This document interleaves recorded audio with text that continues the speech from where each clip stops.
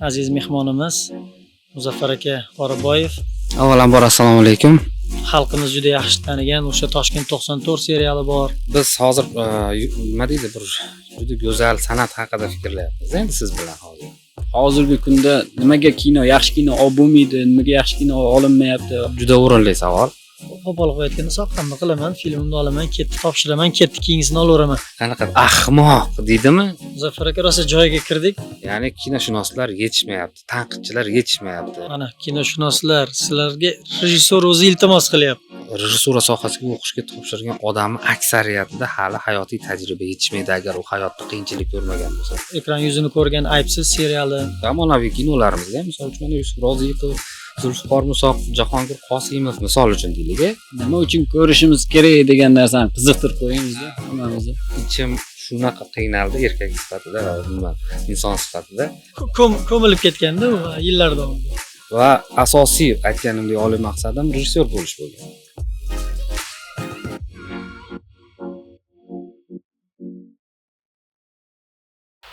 Assalomu alaykum. Kinoda nima gap podkastining aziz muxlislari. Bugun yana aziz mehmonimiz Muzaffar aka Qoraboyev studiyamizga xush kelibsiz aka.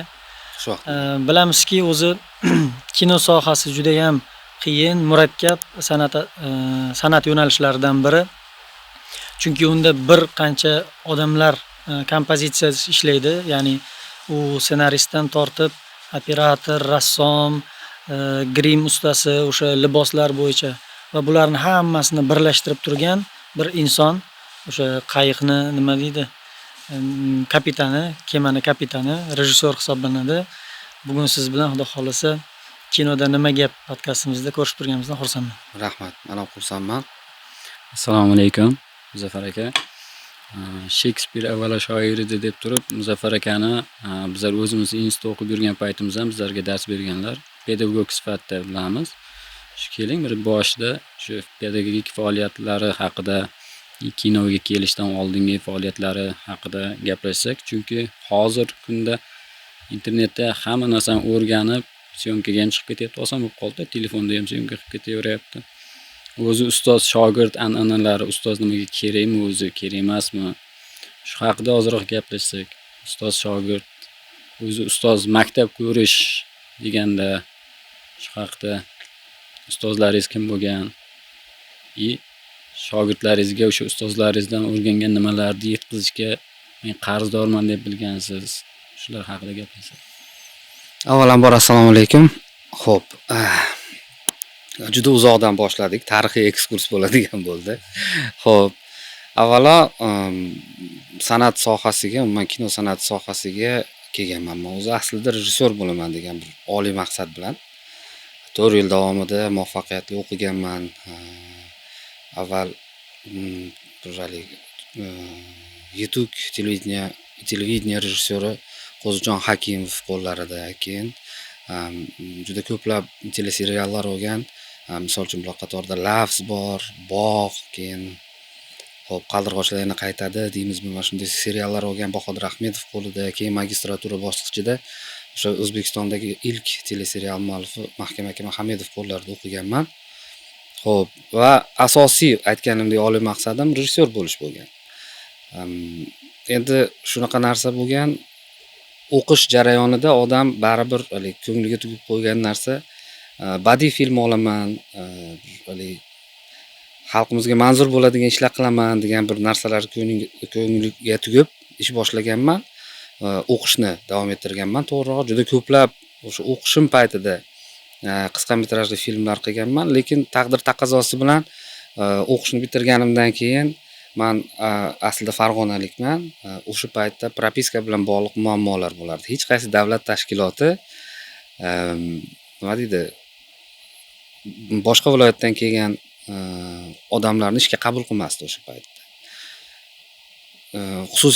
Xususiy filmlar o'sha paytda rivojlangan paytida unga ham harakat qilib ko'rganmiz, lekin baribir nima deydi, ruschasiga aytganda podдержка deydi-ku, o'sha qanaqadir bir tirgak bo'luvchi odamlar yo'q bo'lganligi uchun majbur boshqa yo'l bilan ketishga to'g'ri kelgan.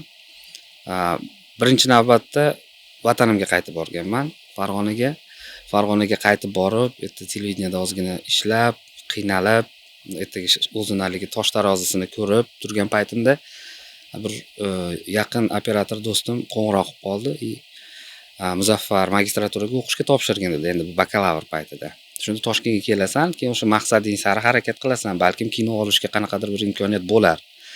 Xo'p, juda zo'r fikr, menga yoqdi. Hamma narsamni yig'ishtirib keldim. Magistraturaga o'qishga kirdim, byudjetga. 2 yil davomida keyin televideniyega yana bosh suqishga harakat qildim. O'zbek filmga, telefilmga yana kor qilmadi. Yana o'sha muammo, hech qanday imkon bo'lmayapti. Propiska muammosi. Propiska muammosi. Endi nima qilaman? 2011-yil vaqt tugadi. Ketishim kerak yo boshqa nimadir chora izlashim kerak. O'yladim, menimcha mana shu institutda menga yana imkoniyat berildi. Stajyor o'sha paytda endi stajyor tadqiqotchi izlanuvchi deyilardi, ya'ni bu hozirgi til bilan aytganda PhD. Ya'ni o'sha mustaqil tadqiqotchilik emas, bu aynan shu nima deydi? Shtatda o'qiladi-ku, misol uchun mustaqil emas, izlanuvchi sifatida qolish imkoniyati va men uni ham ya'ni o'sha o'z maqsadim uchun, oliy maqsadim, Majburlikda. maqsadim uchun shu ishni amalga oshiraman, kino olaman baribir degan maqsadda unga ham kirdim. Endi qizig'ini qarang. Misol uchun mana bakalavr paytida ancha ish qilganman. Misol uchun bir 8-10 ga yaqin qisqa metrajli film qilganman, qo'ldan kelgancha talabalik paytida. Endi ana qolgan payt davomida o'sha bakalavrdan ketib magistraturada o'qiganimda ham, mustaqil tadqiqotchi bo'lib ishlab yurgan paytimda ham film olishga hech qanday imkoniyat bo'lmadi. Endi misol uchun film qilish yoki mana shu narsalar mablag' tomonidan, endi hamma tomondan endi qiyinchiliklar bo'ldi. Odamning ichida shubha paydo bo'la boshladi. Ya'ni to'g'ri yo'ldan ketyapmanmi o'zi menikimi bu narsa, endi hozir shuncha vaqt o'tib ketyapti, qila olamanmi biron narsa degan shubhalar odamlarga o'ylantirib qo'ya boshladi. Shu bahonada keyin adashmasam 2013-yili yo 2012-yili do'stim Baxtiyor Yoqubov bilan bitta ssenariy ustida ishlaganmiz. U ssenariy g'oyasini qanaqa bo'lgan? Yotoqxonada yashaymiz. Yotoqxonada bizning xonamiz juda ham haligi nima deydi, hamma to'planadigan xonalardan bo'lardi. Hamma o'sha san'at institutini talab o'sha ijod qilaman degan talabalar to'planib gaplashib suhbat olib boradigan, xuddi shunaqangi xuddi shunaqangi haligi podkast uchun yig'iladigan odamlar bo'lardi. Tinmay gaplashardik. O'shanaqa joyda tug'ilib, keyin bitta Xato degan qisqa metrajli film ssenariysi g'oyasi tug'ilgan. Uni biz o'sha Baxtiyor Yoqubov bilan birgalikda ssenariysini yozib, keyin uni film qilishga muvaffaq bo'lganmiz. Ana o'shanda sal ko'ngil joyiga tushgan. Demak hali nima deydi? Umid bor. Demak hali qilsa bo'ladi nimadir. Undan keyin shu davom etishni boshladi. Orada mustaqil o'sha stajyor tadqiqotchi izlanuvchilik maktabi yopildi.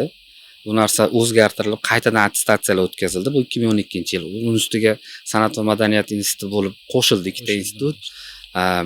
Va men yana o'sha propiskam yo'qligi uchun havoda muallaq qotib qoldim. Ya'ni biz o'qib turgan sohadan nima attestatsiya paytida yiqitishdi. Va yana nima qilishni bilmayman. Keyin rektorga kirib iltimos qilib yurib, birinchi o'quv teatrini mexaniga bo'lib ishladim. Keyin undan keyin yana qanaqadir bir boshqa lavozimda ishladim. Oxir oqibat shunaqa qilib ketmaslik uchun, mana shu o'zimning orzumga yetish uchun, kino olish uchun o'qituvchi bo'lib qolishgacha to'g'ri keldi. Ya'ni o'qituvchi bo'lib qoldim. To'g'ri, o'qituvchilik ota kasb. Misol uchun hech ham nolimayman, o'zimga yoqadi. Chunki odam dars o'tganda o'zini muntazam charxlab boradi. Ya'ni o'sha talabalarga kirib bir narsa aytayotganingda nimanidir o'rganasan, tadqiqot qilasan, kirib ertaga aytib chiqib ketmaysan-ku. Shuni oqibatida baribir charxlanib turdim, lekin baribir asosiy haligi maqsad aytganimdek bo'lmas edi. Amaliyot yo'q, nazariya bor. Amaliyot yo'q. Shu yo'sinda 2015 yoki 2018-yilgacha davom etdi. Keyin kunlardan bir kun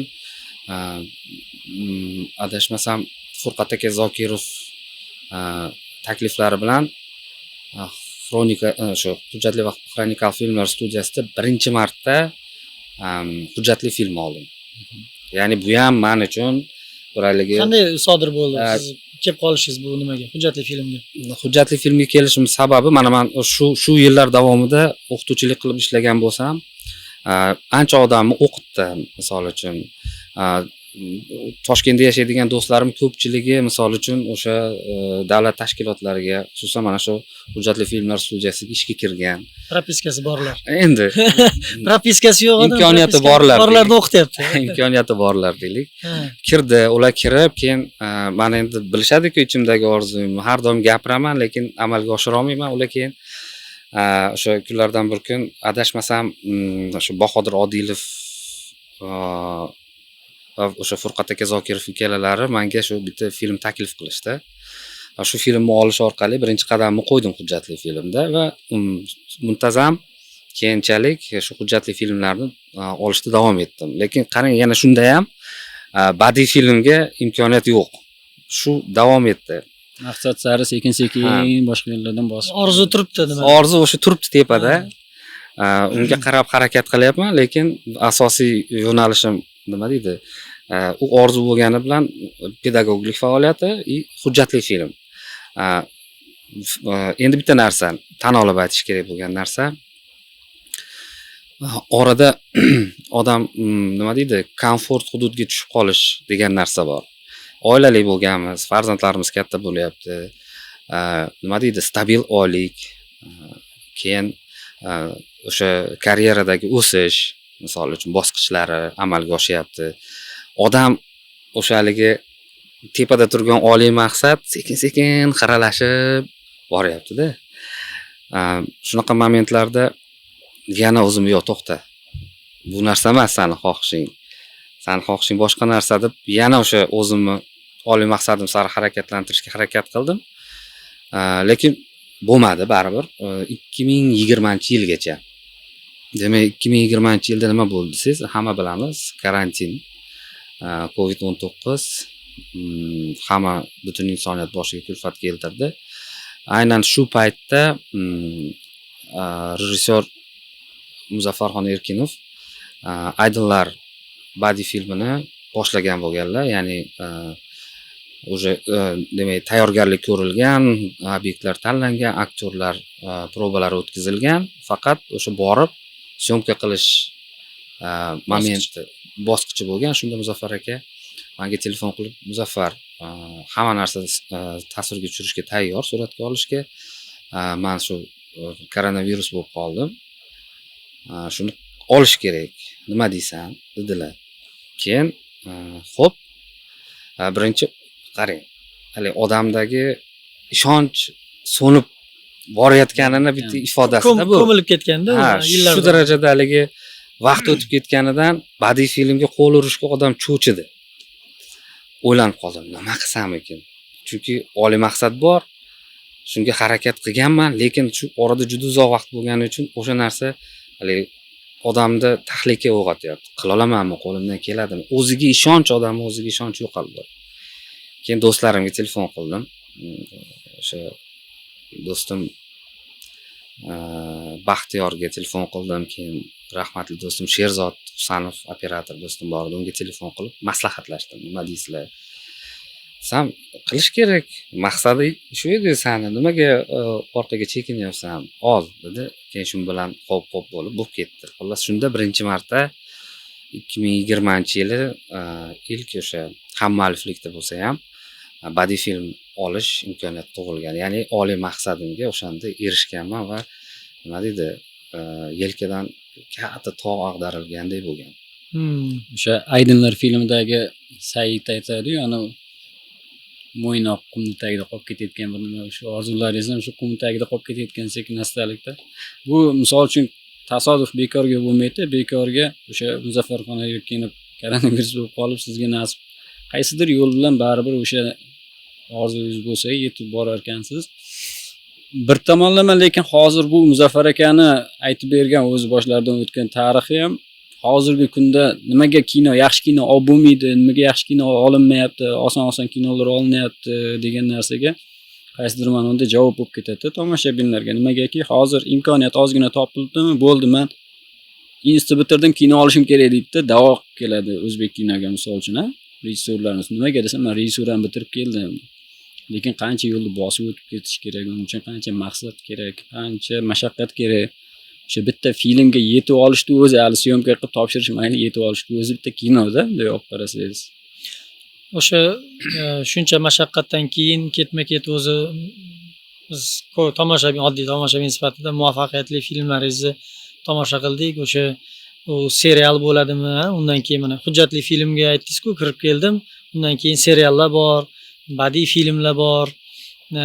Menimcha juda ham xalqimiz juda yaxshi tanigan o'sha Toshkent 94 seriali bor va oxirgi vaqtda o'tgan yili ekran yuzini ko'rgan Aybsiz seriali va yana gaplashamiz bu haqda. Bir to'liq metrajli filmingiz tayyor bo'lib qolgan, adashmasak, xudo xolisa u ham chiqib qolsa kerak. U haqda yetib kelamiz. Lekin Husnullo aka, men savol bermoqchiman yana boshiga o'sha pedagogik faoliyat haqida.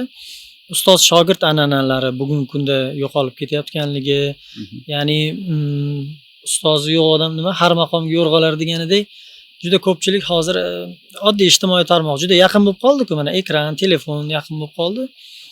Shu orqali 3-4 ta olgan videosini yopishtirib montaj qilib, mana kino deb tomoshabinga tanishtiryapti-da. Bu tomoshabinda ozgina o'sha nima deydi? Samneniya deydi, nima deydi? Shubha paydo qiladi. Asl kino san'at asari bilan oddiy shunchaki olingan video bilan o'rtasida unda ikkilanish paydo bo'ladi.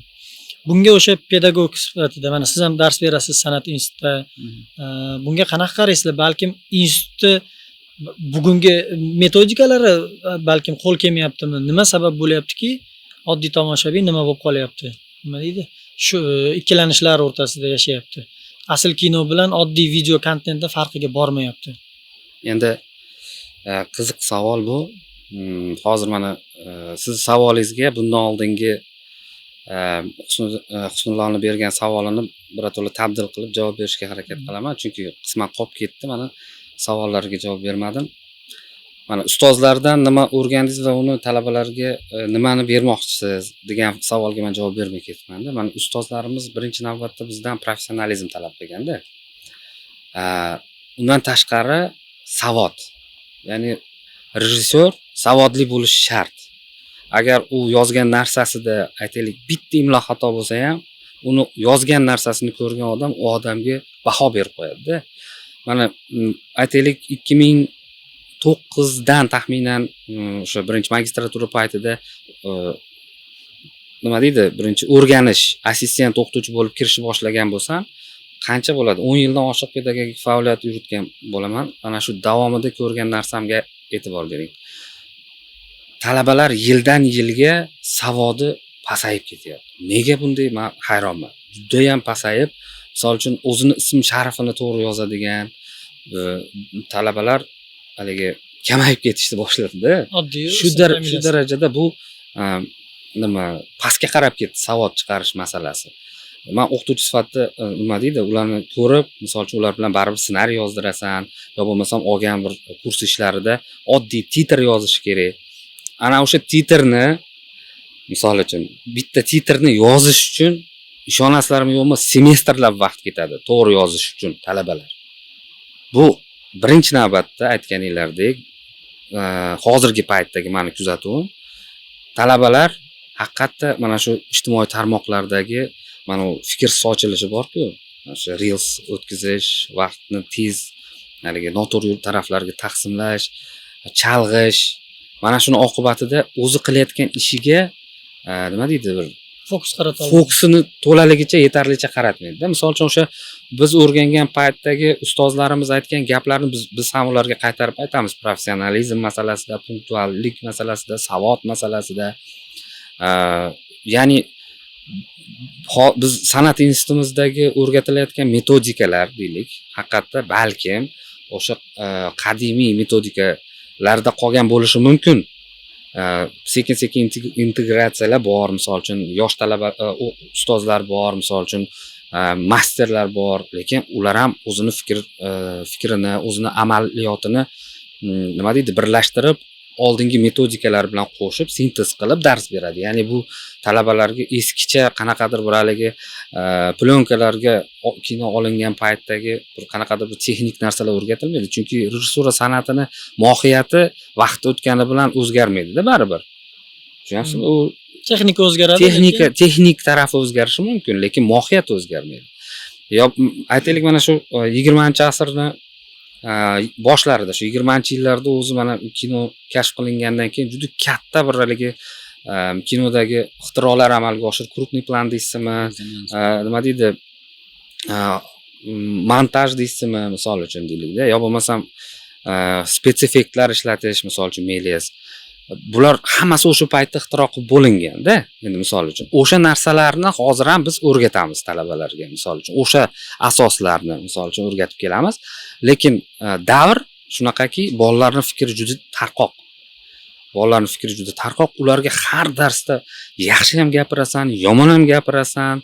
Misol, ularni hali taqdiridan hali o'qituvchini o'zi kuyinadi-da, endi nima bo'ladi sani taqdiring agar shu ketishda bo'ladigan bo'lsang, sani taqdiring nima bo'ladi? Biz senlarga dars beramiz, ertaga bizga rahmat olib kelib bermaysan, san bunaqa savoding bilan yo qilayotgan ishing bilan nima qilamiz? O'zgar va nima deydi? Kitob o'qi, mana aynan mana shu muhim palla. Kitob o'qish, kitob o'qimaydi ko'pchilik. Kitob oxirgi marta nima kitob o'qiding desang, aksariyat haligi kurslarda gap palonchi kitobni boshladim, bo'ldi. Bu boshladim, tamom. Qachondir tugaydi. Muzaffar akaning darslariga bizlarga dars berganlar ssenariy navislikdan, keyin o'zlarining resursga kurslariga ham kursdoshlarimiz bilan qiziqib kirardik-da, darslarga kirsak, odatdagidek doskaga yozib yoki bir kitobdagi narsalarni tushuntirish emas, komandalarga, gruppalarga bo'lib qo'yib turib, bizlar bo'lmasa darsga xalaqit bermada foyda bo'lsa bo'ladi, bizlarni chaqiraylik, gruppalarga bo'lib turib, bizlar boshqib qo'yardi-da. Gruppa bitta g'oya tashlab, kim yaxshi ijro qilib beradi. O'sha yerdan boshlanganda ana kurashuvchanlik shu bolalarda ham kayfiyat paydo bo'ladi. Keyin ana savolingizga men ham o'zimcha to'xtalib o'tadigan bo'lsak, hozir shu realisda telefonda olib tarqatayotgan narsalari bu bitta epizod yoki bitta kadrda bu narsani berib bitta fikrda aytib chiqib ketish qiyin emas, lekin bitta insonni taqdiri, hayoti boshidan oxirigacha nima bilan boshlandi, nima bilan tugash, u jarayonda qanday paydo bo'ladi. O'sha Aydinlar filmini ko'rsangiz, o'sha bosh qahramon Said bo'ladigan bo'lsa, juda ko'p xatoliklar ham, bo'shanlik qilgan paytlari ham bo'lgan. Misol uchun, ana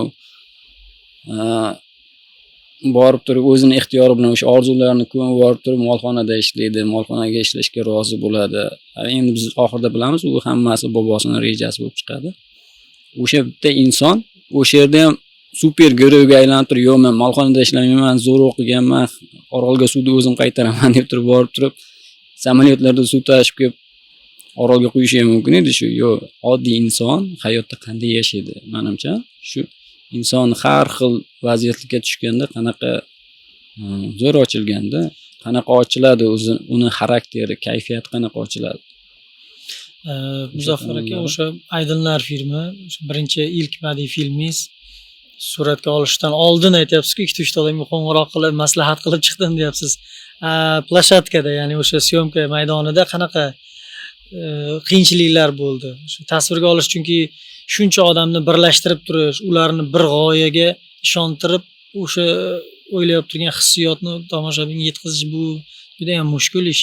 Juda katta perstanovka ham bo'lgan, menimcha boshlanishidagi o'sha qishloq atmosferasi, u qaytib kelgandan keyingi atmosfera rostdan ham men o'zim ham tanimamda. Boshidagi uyidan tanidim, oqlangan uyi o'sha kirishidan o'zgarib ketganda, yo o'sha kutilganmi o'zgarishi? Hozir ikkalanglar savolingiz ikki xil bo'ldi. Birin-ketin javob berishga harakat qilaman. Shu ikkita tomondan hujum qilaveramiz aka siz. Sizni savolingizga javob. Endi ochig'ini aytsam, kompetensiya masalasi bor. Odam o'zini sohasini haqiqatda yaxshi bilsa, ya'ni shu borada nima deydi, ko'nikmalari yaxshi shakllangan bo'lsa, o'qish jarayonida o'ziga ishonchi bo'lsa, menimcha hech qaysi plashatkada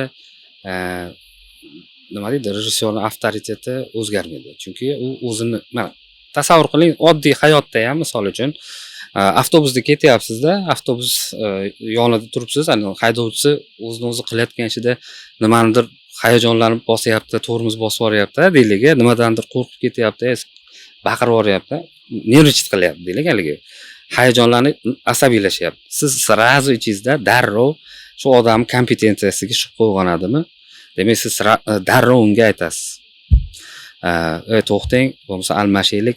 Ya'ni siz uni kompetensiyasiga shubha nima deydi? Sizda uyg'ongandan keyin nima deydi? Fikringiz ham o'zgarishni boshlaydi. Lekin u buni xuddi shu mana shu rejissura sohasiga ham qiyoslash mumkin-da. Ya'ni rejissyor o'zini qilayotgan ishini nima qilayotganini bilmay tursa, jamoa albatta uni haligi nima deydi? Izza qilishni boshlaydi. Kompetensiya juda muhim. O'zini qilayotgan ishini oldiga qo'ygan maqsadi nima, filmda nima demoqchi, misol uchun-da, aktyorlarga qanaqa bir vazifalar topshirmoqchi, obyektlarda qanaqa nima deydi, o'zgarishlar, rassom bilan qanday ishlamoqchi, misol. Mana shu narsalarni o'zi bilmasa, shaxsan unda qiyinchilik bo'ladi. Endi men aytmoqchi bo'lgan, menda qo'rquv bo'lgan, lekin o'sha plashatkaga, ya'ni maydonga chiqishim bilan hamma narsa tugagan. Ya'ni shunday chiqdik, ertalab nimaga o'tirdik, mikroavtobusga, shunda plashatkaga yetib borib, shunday tushganimizdan hamma o'sha shubha gumonlar bir chekkaga bo'lib, ish yaxshi ketgan. O'sha men rejissyorman. Ha, yana hamma nima shubhalar bir chekkali bo'lib, ish yurib ketgan. Endi albatta baribir shu vaqti kelganda shuni aytib o'tishim kerak. Ssenariy muallifi Nazar Eshonqul bo'lsa-da, ssenariyni o'sha menga qo'limga tekkan variantida men uchun haligi qanaqadir bir haligi g'aliz demaymiz-ku, mantiq uzilganroq yo bo'lmasam izchillik uzilganroq joylar bor edi. Albatta endi Nazar akani ishlari ko'p, vaqtlari payticha nima emas haligi bo'lganligi uchun men o'sha Muqaddas opa Usmonova bilan joyida o'sha yerda turib, Qoraqalpog'istonda turib, misol uchun qaysidir ma'lum bir sahna menga ma'qul kelmasa, Muqaddas opa shunaqaroq qilaylik desam, shu Muqaddas opa bilan hamkorlikda ssenariyni ham joyida haligi to'g'irlab borganmiz-da. Ya'ni mana shu hamma narsa kompleksda bir oy vaqt ichida qilingan bo'lsa, syomka tig'iz bo'lgan, to'g'ri. Tez ishlashga to'g'ri kelgan, lekin baribir nima deydi? Maza qilib ishlaganman-da, xullas kalom, chunki tasavvur qiling, orzungizdagi narsaning ichida maza qilib yashash kerak. O'zini sevgan ishini qilgandan keyin baribir. Lekin men bitta narsaga tushuna olmadim. O'sha yerda o'zingiz ham o'rgatgansiz-ku, xarakterda aldab bo'lmaydi, aldamchilik bo'lmaydi. Bitta misol uchun filmni boshida bitta mushukka yordam bermadimi, oxirida u odamga ham yordam bermaydi degan xarakter bor-da. O'sha Aydinlar filmidagi bu raqibi bor-ku, Maman. O'shani nimasiga tushunmadim men, jertvasiga. Qanaqa qo'lda bitta uzuk anoni ko'rdi-da, u bilardi-ku uni yaxshi ko'rishini, Saidni yaxshi ko'rishini, unga yuragini topshirganini bilardi. O'sha joyiga men rostdan ham ishona olmadim, shu bilak uzukni ko'rib turib ketaverganiga. Yo bu rejissyor yoki ssenaristni xohlaganligi uchun bo'lganda, hamma joy zo'r kelayotdi, taqdir izmiga tashlab qo'yilgan Said. Oxirida uni happy end, baxtli yakuni uchun nimagadir Maman xarakterini o'zgartirishga to'g'ri keldi. Juda o'rinli savol. Aynan mana shu final sahnasini uchiqli varianti bor edi. Chunki to'y to'xtashi uchun nima bo'lishi kerak degan savol tug'ilganda. Chunki o'sha yerda Qoraqalpoq aktyorlarning o'zi boshidagi finalga qarshilik qilishgan, bizda bor finalga. Chunki bunaqa bo'lmaydi. Keldimi olib ketadi. Kelin qochib ketmaydi. Biz variantimizda kelin qochib ketishi kerak edi-da. Tushunyapsizmi? O'zi original variantda. Keyin shundan keyin juda katta bir haligi ijodiy mashvarat bo'lgan. Mashvarat bo'lgan bu haqiqiy. Bog'lanib hammamiz o'sha aktyorlar bilan gaplashib, ssenariy mualliflari bilan, Muzaffar aka bilan gaplashib, bir necha variantlar o'ylab chiqqanmiz. Bittasi, misol uchun, agar birovni ular odam uyda xonadonida qanaqadir bir aza holati bo'lsa, albatta to'y to'xtashi aniq. Bu bitta variant.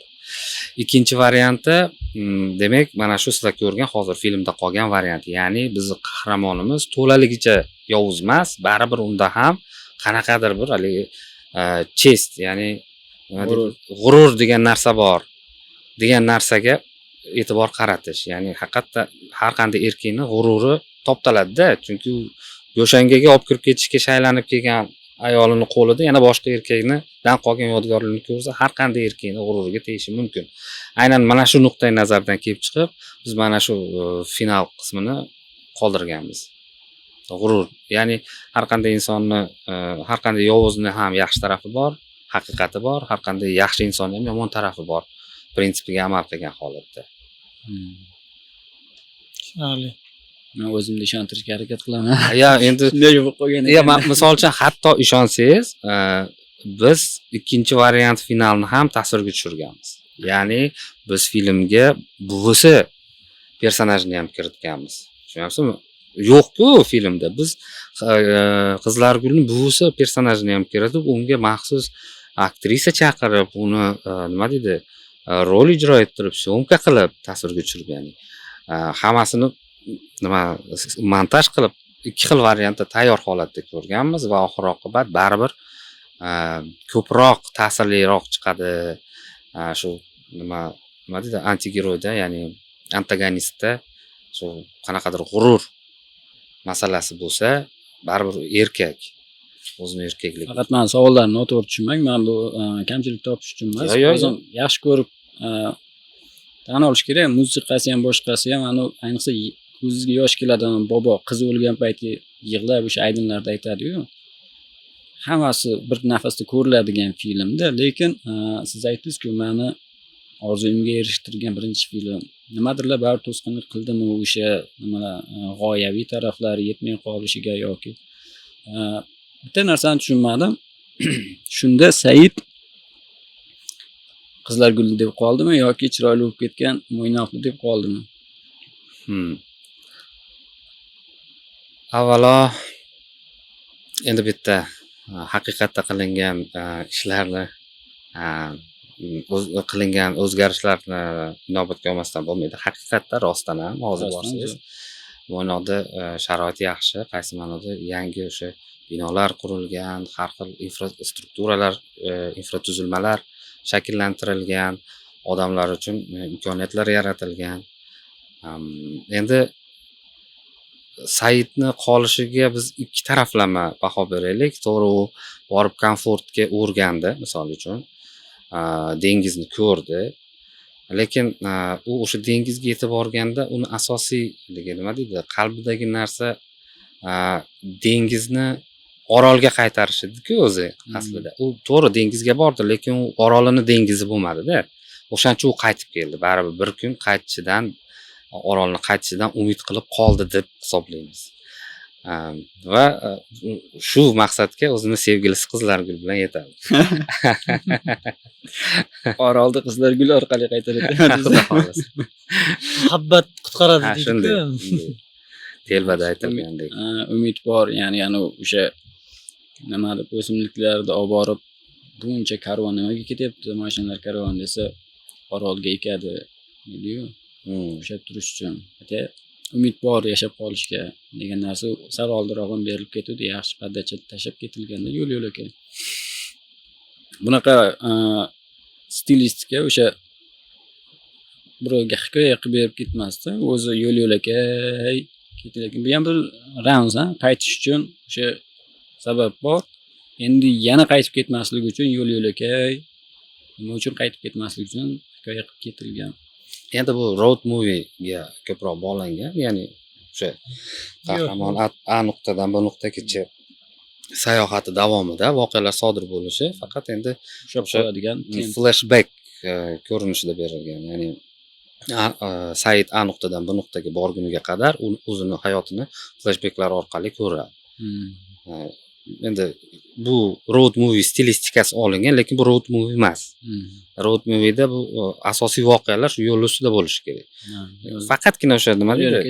Yo'l-yo'lakay sodir bo'lishi kerak. Bizda faqatgina shu yo'lda u flashbacklar orqali o'tmishini hikoya qilib ketilgan. Shunaqa.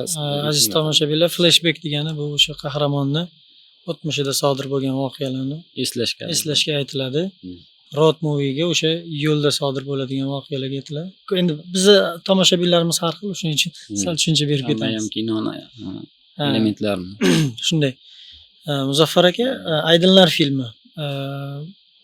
Undan keyin yana faoliyatingizni ancha tanaffusdan keyin badiiy filmga qaratdingiz. O'rtada serial ham oldingiz.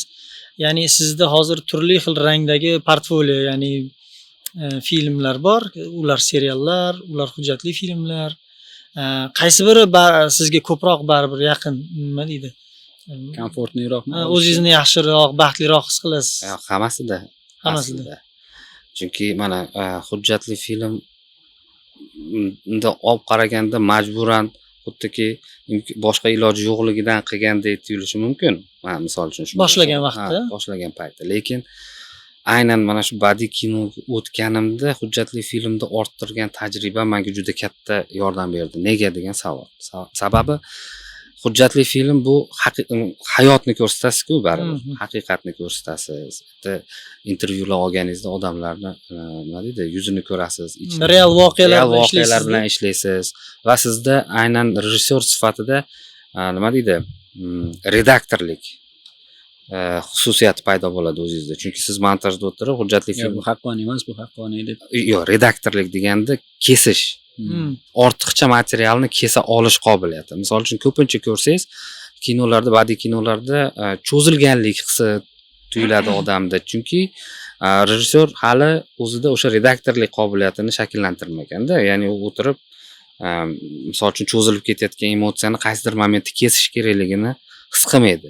Hujjatli film aynan mana shu taraflari bilan o'zini o'sha ruscha aytganda lakonichность deydi, ya'ni o'zbekcha aytganda ortiqcha narsalarni olib tashlab turib yasash ma'nosida gapiriladi bu narsa. Ya'ni siz hujjatli filmda aynan mana shu ko'nikmani orttirasiz. Badiiy filmda bu juda ham muhim masala.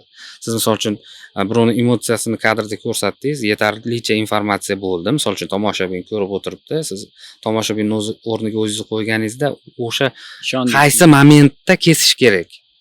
Ya'ni montajda qaysi momentda bu o'sha his-hayajonni kesish kerak?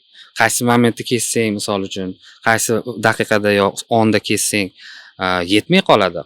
Qaysidir onda kessang ortib ketadi. Ya'ni tomoshabinda o'zi bilmagan holatda o'sha berilayotgan informatsiyaga qiziqish kamayib qoladi. Aynan mana shu narsani odam o'zida shakllantirishiga yordam beradi hujjatli film va tabiiylik masalasi. Kinodagi tabiiylik masalasi ham ko'pincha hujjatli filmda nima deydi, insonda shakllanadi. Chunki siz bevosita ko'chadagi tirik odamlarni kuzatasiz kamera bilan hujjatli filmda. Ularning tutishi, hayoti, gapirishi, o'zini tutishi demoqchiman. Aynan mana shu narsalar badiiy filmga juda muhim. Avvallari bilsanglar, aynan mana shu badiiy filmga o'tishdan oldin yoshlarga hujjatli filmlar berilgan. Eksperiment sifatida birinchi navbatda hujjatli filmlar berilgan. Aynan bo'lgan menimcha. Aynan hujjatli filmdan so'ng badiiy filmga o'tgan ko'pchilik. Men aytmoqchi bo'lganim, aynan mana shu nuqtai nazardan hujjatli filmda hamma maza qilib ishlayman. Endi qolganiga keladigan bo'lsak, veb serial deysizmi, badiiy film deysizmi, bu albatta hammasi rejissuraning ajralmas qismi. Aynan qaysi birida bo'lishidan qat'iy nazar, u kichkinagina bir reportaj bo'ladimi yo ekran asari bo'lgandan keyin, ekran san'ati bo'lgandan keyin odam maza qilib ishlashga harakat qilish kerak deb hisoblayman va o'zim maza qilib ishlayman hammasini. To'g'ri. Hujjatli film borasidagi qo'shimcha fikrim bor mani. O'sha o'zim ham hujjatli filmga qiziqaman. Haqiqatan hujjatli filmgacha men ham qisqa metrajli filmlar olardim. Lekin hujjatli film olganimda menga eng yoqqan narsa bu surishtiruv qismi juda yoqqan. Masalan, bir mavzuni olsangiz, o'rganish jarayoni sizni butun diqqatingizni o'sha mavzuni mutaxassisga aylantirishga qaratiladi-da. Bu o'sha rejissyorda hech bo'lmasa bitta sohani emas, turli xil sohalarni mukammal egallash salohiyatini, boyaga savodini oshiradi. Bu juda nima deydi, qiziq jarayon. Albatta, va eng qizig'i yana bitta narsa, o'sha hujjatli filmni umuman rejissyor uchun eng kerakli bo'lgan narsalardan bittasi bu ensiklopedik bilimlar ham. Ya'ni sizni maktab programmasida o'qitadigan fanlarni yaxshi o'zlashtirishingiz. Ya'ni sizga u hayotda kerak bo'ladi hammasi. U keyinchalik institutda misol uchun psixologiya, boshqa fanlar juda ko'p deyishingiz mumkin, lekin ularni o'rgansangiz ham hech qachon sizga zarar qilmaydi, chunki siz kelajakda u bilan to'qnash kelasiz. Faqat bitta lekini bor. sizni institutingiz misol uchun san'atga bag'ishlangan institut bo'lsa, san'atdagi psixologiya o'rgatilishi kerakda, umumiy psixologiya emas. Misol uchun Zigmund Freydni qarashlari bizga qanchalik kerak san'at sohasida bir semestrda o'rganadigan bo'lsak, yo'q, biz san'atni ichida psixologiya nimaga kerak? Aktyor bilan ishlashda, misol uchun deyilgan, rejissyor uchun, odamlar bilan gaplashishda, mana shu narsasiga diqqat qaratish kerak. Va o'sha hujjatli film masalasini oxiriga yetkazib qo'yadigan bo'lsam, hujjatli film xuddi ilm qilishdek gap, siz aytganingizdek. Ya'ni maqola yozgandek gapda. Siz o'sha bitta maqolani yozish uchun ilmda o'sha o'rganasiz, uni obyektini o'rganasiz, predmetini o'rganasiz, tahlil qilib, analizlar qilib, keyin qanaqadir bir yangilik, bir gipotezalar berasiz. Xuddi shunday hujjatli film ham xuddi shu stilda ishlaydi. Yakuniy qism uchun emas bu. Shunchaki men o'zim qidirganman-da, o'sha kimdir nimadir o'rgatadimi deb, ustozlarning oldiga borishdan oldin. Endi film olish imkoniyati bor bo'lgan, topgan, endi kirib kelayotgan bolalar uchun maslahat, misol uchun bersangiz, nimadan boshlash kerak, ya'ni nimaga e'tibor berish kerak, qaysi mavzuni qanaqa qilib olib chiqish kerak. Endi o'zingizda ko'rib qolgan odam, shu sohaga qiziqib kirib kelayotgan odam o'rganib, o'sha birinchi filmga ishlatish uchun. Bu yerda bitta narsani e'tirof etish kerak. Umuman har qanday san'atkor ikki turga bo'linadi. Xuddi futboldagi Cristiano Ronaldo va Messiga o'xshab. Ya'ni tug'ma iste'dod va odam o'zini quradigan, o'zini shakllantiradigan, mehnat qilib nimagadir erishadigan odamlar. Aksariyat rejissyorlar aynan Cristiano Ronaldo tipidagi rejissyorlar. Men ham shu qatorga kiraman, misol uchun. Mashq qilib o'rganib. Ya'ni o'rganish orqali sohani chuqurroq nima deydi, o'sha o'zing ustingda ishlab chuqurroq o'rganasan.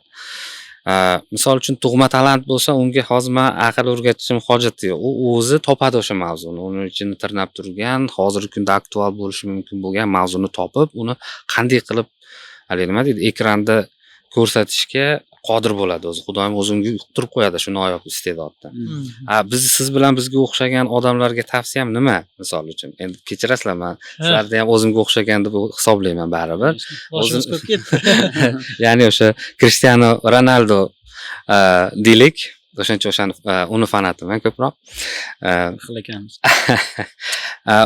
Shunday ijodkor bo'lmoqchi bo'lgan insonlarga maslahatim kuzatuv. Hayotni kuzatish. Birinchi navbatda chiqib, har kuni erinmasdan bo'layotgan voqealarni kuzatish va ana shu voqealardagi muhim senga ta'sir ko'rsatgan yo qanaqadir esingda qolgan narsani kichkina qilib kundalikka yozib borishda, misol uchun. Ma'lumot boya aytganingizdek. Ozgina nimadir kuzatish. Mana shunaqangi kuzatuvlar orqasidan sekin-sekin odamda mavzularni ajratish, qanaqa mavzu tomoshabinga qiziq bo'ladi, mana shu narsalarni bir haligi nima deydi, ajrata olish qobiliyati yuzaga keladi. Misol uchun, aynan mana shu narsa muhim deb hisoblayman, birinchi qadamda. Endi albatta qolgani o'qish kerak, o'rganish kerak, yana Ustozni etagini tutish kerak.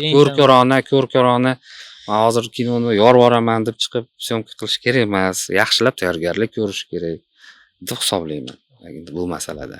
100% qo'shilaman bu narsaga va undan tashqari yana qo'shimcha qilmoqchi edim, chunki men ham turli xil davlatlarda bo'lganman, turli xil ustozlarni ko'rganman-da.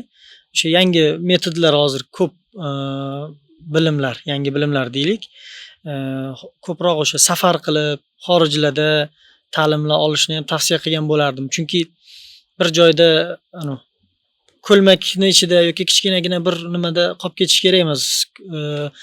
Bu hozir kino sohasi juda ham keng, masshtabiy rayoni juda katta bo'lgan.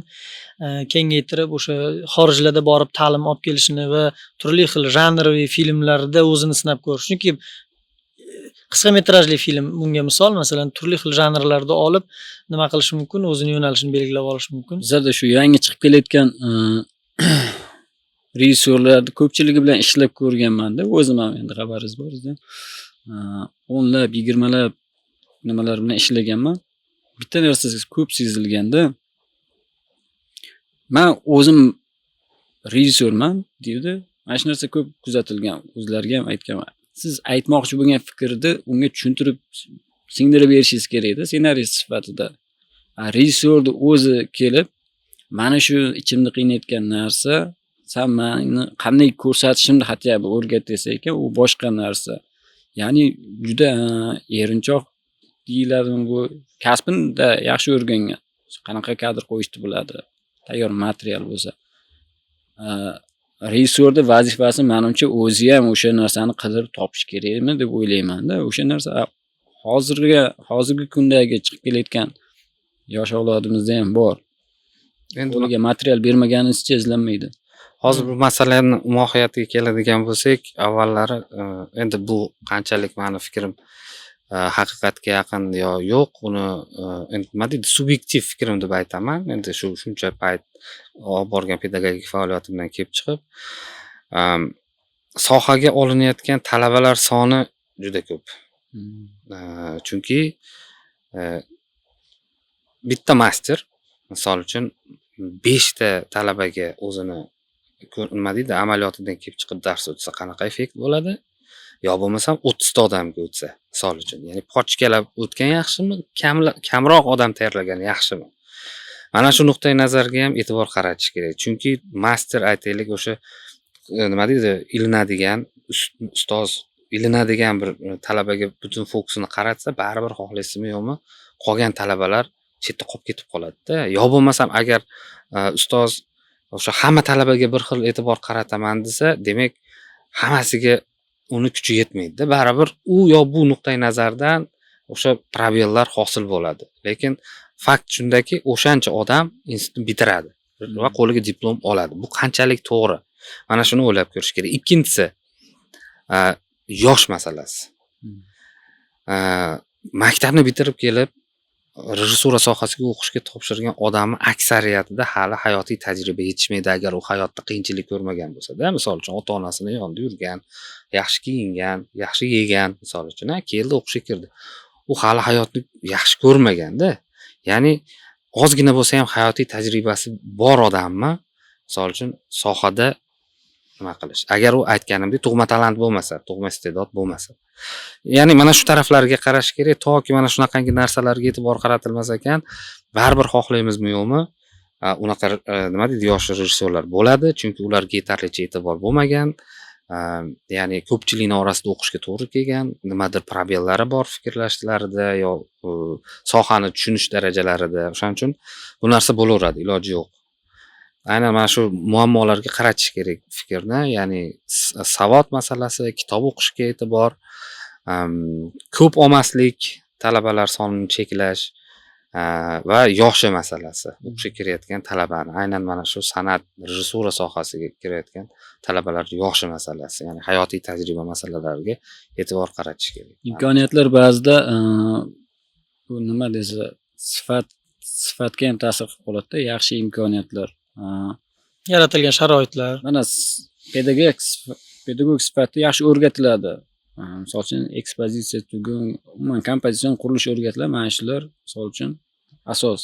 Shularni Ssenariy bilimlari. Ssenariy bilimlari. Bu nafaqat ssenariy, umuman kinoniki ham shu endi nima qilish. O'rganib chiqadida, Muzaffar akam to'g'ri aytdi, yosh masalasida yolg'on gapirishni boshlaydi keyin. Mana shu bilimlarni ko'rsatish uchun yolg'on informatsiya to'qish. Kontent ko'rsangiz, hozir bunday o'tkazib ketaversangiz, yolg'on informatsiya, misol uchun ta'sir kuchi juda kam bo'lgan, lekin tez fikrni beradigan. O'sha narsani o'rgangan bitta fikrchani topadi-da, yolg'on orqali to'qib tez chiqarib yuboryapti-da. Bu menimcha hozir shu telefonimizda o'zimizda oladigan imkoniyatlarimiz bor. Aytdingiz-ku, qancha qiyinchilik bilan erishganman shu bitta film olishga. Imkoniyat hozir osonda, tez o'zini fikrini chiqarib tashlayapti. Qisqa metrajli film uchun ham qancha xarajat qilinardi avval. Hozir mana qiziq xotirani esga soldingiz shu talabalik paytida. Aynan mana shu imkoniyat masalasi. Biz o'qigan paytimizda butun boshli institutda 2 dona VHS kamera bo'lardi.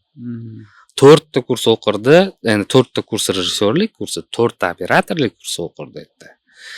Tasavvur qiling, har birida o'rtacha 7 ta 8 ta odam o'qisa va rus o'zbek guruhlari deylik, bir 50 ta 100 taga yaqin odam uchun 2 dona VHS kamera bo'lardi. Ana shu kameraga talabalar очередь turardik. Ya'ni navbat turib kutardik. Shuncha o'chiritni topib olgandan keyin endi prostoy narsa ko'rsatib bo'lmaydi. Ana shunday. Ana shunday. Ya'ni o'sha narsani cheklanganligi berilayotgan imkoniyatdan misol uchun mana bunaqa narsada yo hozir qilasan, shuni yaxshi narsa qilasan, yo qilmaysan. Hech qachon. Hech qachon. Bo'ldi, tugadi. Sanda bitta shans bor. Ya'ni shunaqa edi-da endi bizning paytimiz. O'shuncha har bitta talaba o'zini qilayotgan proyektini mingta chig'iriqdan o'tkazib, unga borib maslahat qiladi, bunga borib maslahat qiladi, u ustozdan so'raydi, bu ustozdan so'raydi, aktyorlar bilan o'tirib ishlaydi. Pishiq narsa chiqib keladi. Ishlaydi. Nimadan oldin, syomkadan oldin o'tirib, o'sha sahnadan auditoriyasiga kirib o'tirib, har bitta sahnaning ustida aktyorlar bilan ishlab, nima deydi? Keyin chiqib plashatkada syomka qiladi. Chunki yana nima qiziq tarafi, sen u kamerani oldin ketding emas-da. Uni olding nechidir kunda joyiga qo'yib qo'yishing kerak. Ya'ni, haligi nima deydi? Imkoniyat masalasini kichikroqligi ham talabalarni maksimal darajada o'sha imkoniyatdan foydalanishga chorlardi. Hozir nima bor? Telefon bor, har xil turdagi kameralar bor. Istalgan narsasini suratga olyapti. Istalgan narsasini suratga oladi. Bu yomon emas, bu zo'r. Faqat endi biz nima deydi? Biz ham tushunishimiz kerakki, bu imkoniyatlardan to'g'ri foydalanishni o'rganishimiz kerak. Shuni tushunishimiz kerak. Misol uchun sizda o'sha mayz yemagan xotin degan qisqa metrajli filmingizni ko'rganman. Film ko'rsangiz, endi bu oldilarda maqtash emas, tarixiy film olinadi-yu, o'sha tarixiy filmni faqat xronometrajli kichkinada professional olingan tarixiy filmni bitta ko'rinishida ko'rsangiz, o'sha mayz yemagan xotin, qahramonlar, kostyum, hammasi даже bozorlargacha masshtabni ishlanganda, o'sha qisqa metrajli filmga menimcha ko'p byudjet ajratilmagan unga. O'shanchalik nima desam, imkoniyatini bor kuchi bilan ko'rsatishga harakat qilinganda, hozir o'sha narsasi, ya'ni yengil-yelpi mavzularni osongina ko'rsatish uchun imkoniyat bo'lgani bir tomonlama sifat tushib ketishiga ta'sir qilyapti. Hozir yana qiziq xotirani esga soldingiz-da, mayz yemagan xotin bilan. Uni tasvirga tushirib, ota-onam, rahmatli ota-onamning yordami bilan o'sha payt esimda bor. $1700 pul sarflangan u filmga. Kamera operator do'stim o'ziniki edi. Yoritish uskunasini Instadan o'sha aytganimdek qanaqadir srokka olganmiz. U paytda Bebik degan priborlar bo'lardi. Borib Farg'onada o'sha Xo'jamag'iz degan qishlog'i bor. O'sha qishloqning ichida aytdim, bolaligimda ko'p yurganman, katta bo'lganman. Qarindoshlarim yashaydi o'sha joyda. O'sha joyni yaxshi bilganim uchun, o'sha yerdagi lokatsiyalarni yaxshi bilganim uchun o'sha yerda syomka qilganman. Lekin bitta narsa, o'sha filmni qilgan paytimda men ham administrator, ham direktor kartina, ham oshpaz, ham hamma narsa bo'lganman-da. Ya'ni mnogofunktsionalniy deydi, ko'p funksiyalar bajarishga to'g'ri kelgan. Lekin ko'z temasida yomon narsa bo'lmagan. Keyin misol uchun Insta ko'rib ustozlar ancha nima qilgan, yaxshi gaplar gapirgan, men ko'klarga ko'tarilganman o'zimcha, lekin bo'lgan voqea hozir qiziq voqeani aytaman-da. Bir kuni filmimni kursdoshim Javohir Qosimov adalari Jahongir Qosimovga ko'rsatdim. U kishi ko'rgan, rejissyorimiz. Men yo'llariga borib, endi haligi ulardan bir maqtov eshitsam kerak deb bordim. Shunday borib turib, endi undoq qarasam, "Sen mayz yemagan xotinni oldingmi?" "Ha." Teatr bo'lib ketibdi dedilar. Bo'ldi. Tushunasizmi? Shu gaplari bilan, buni men har doim hamma joyda takror aytaman-da. Shu gaplari bilan menga bir umrlik dars berganda bu odam. Ya'ni aktyor ijrosidagi tabiiylikni olib chiqish. Shu tabiiylikka yetmaguningcha, tabiiy ijro ko'rmaguningcha qayta ishlash kerakligini o'sha menga juda katta sabab bo'lgan. O'sha narsani aytmoqchi edim. Hayotiy. Agar maqtaganlarida siz ketdingiz. Ha, o'sha bo'yicha ketadi. 7-osmonga. Xuddi shunday bo'lardi. Endi shunaqa nima deydi, o'z kamchiliklaringda, xatolaringda o'rganasan va vaqtida berilgan senga o'sha ko'rsatma, vaqtida aytilgan kamchiligingni senga ko'rsata olinishi sani o'sishingda bir yaxshi turtki bo'ladi. Shuning uchun ham bizning sohamizda hozir yaxshi kino nazariyotchilar yetishmayapti. Kinoshunoslar. Ya'ni kinoshunoslar yetishmayapti, tanqidchilar yetishmayapti. Tanqid kelajak mevasi deydi-ku. shunday. Agar bizni misol uchun olayotgan filmimizni misol o'zimiz xuddi haligi choyxonada o'tirgandek o'tirib olib, ha kino yaxshi chiqdi, joy yomon chiqdi deb o'tiraveradigan bo'lsak, qayerga o'samiz? Bizni konkretno u narigi joydan turib, pistirmadan snayperga o'xshab peshanadan otadigan yaxshi kinoshunoslar kerak. Bizda haligi nimada? Shukam. Haligi uyalib qoladi-da, ertaga men hozir yozsam deydi, nima yuziga qanday qarayman? Yo'q. Mana shunaqa narsalar bor-da. O'zbek filmichilik to'g'ri, lekin baribir biz sohani o'stirmoqchimizmi? Bizni aynan mana shu kino kritika sohamiz, tanqidchilik sohamiz o'sishi kerak. Bunga yaqqol misol nima? Fransuz yangi to'lqini. Avvalni To'g'rimi? Hamma o'sha haligi nima deydi? jurnalistlar, tanqidchilar, Hamma tanqidchilar nima edi? Nima daftarida? Xullas, o'sha Bazen rahbarlik qilgan, Andrey Bazin. Bazen rahbarlik qilgan jurnalni ishchilari Truffaut deysizmi, Gadar deysizmi? Ular hammasi yozavergan. Qarasa, effekt yo'q, odamlar bir tiyinga olmayapti. Misol uchun, mana sanlarga kino qanaqa bo'ladi tur, kinoni ko'rsatib qo'yadi. Moya Lyubov. Ha, misol uchun diliga, yo bo'lmasam 400 udarov telefoniga, misol uchun. Ana sanlarga kino deb ko'rsatib qo'ygan. Misol uchun mana chiqsin bizda xudo xolasa shunaqa tanqidchilar chiqib bizga gapirsin. Biz uni agar qabul qilmasdan o'zimiz yo'limizda mana shu uncha yaxshi bo'lmagan, aytaylik, o'rta me'yorli filmlar qilishda davom etsak, ular ham chiqib o'zini ko'rsatib qo'yadi. Keyin demoqchiman. Ya'ni har qanaqa narsani rivoji uchun unga haligi ta'sir kerak-da. Uni haligi ichkaridan portlatadigan katalizator kerak. Aynan mana shu katalizator bizning sohamizda hozir kino tanqidchilik. Mana shu kerak bizga. Mana kinoshunoslar sizlarga rejissyor o'zi iltimos qilyapti. Eshityapman. Meni tanqid qilinglar. Meni tanqid qilinglar deyapti. Demak, kerakli o'sha tahlillarni berib, maqolalar yozib, jurnalistlar. Mana shu kinoshunoslarni shu aktivligi pasaygani hisobiga ham ijtimoiy tarmoq deymizmi yoki telekanallarmi bilmadim. Haligi saviyasi past, boyaga aytganingizdek, hamma fikr bildiradigan bo'lib qolgan. Asl mutaxassisi kino haqida, o'sha serial, boshqa narsalar haqida, umuman shu san'at sferasi haqida fikr mulohazasini ijtimoiy tarmoqda o'sha video orqalikmi yoki o'sha podkast orqalimi, ko'rsatuv orqalimi ko'p nima qilsa, aytganingizdek, o'sish bo'ladi. O'sha shunday. Rejissyor ham o'ziga o'zi talab qo'yadi. Hozir men deydi yengil narsa qilib qo'ysam deydi, meni talab tashashadi deb o'ziga mas'uliyat his qiladi, fokus qaratadi ishiga. Bo'lmasa nima bo'lyapti?